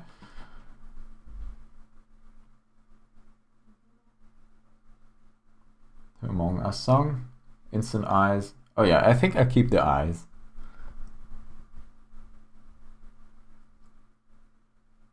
Can you rise instant noise?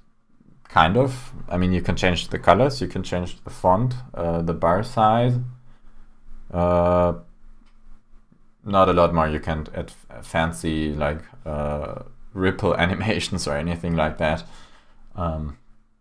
But yeah, it's not a GUI toolkit or anything like that. It's a window manager that's meant to be used as is. I'm English, but I live in France. Oh, interesting. Okay. So instant bar is dope. Thank you.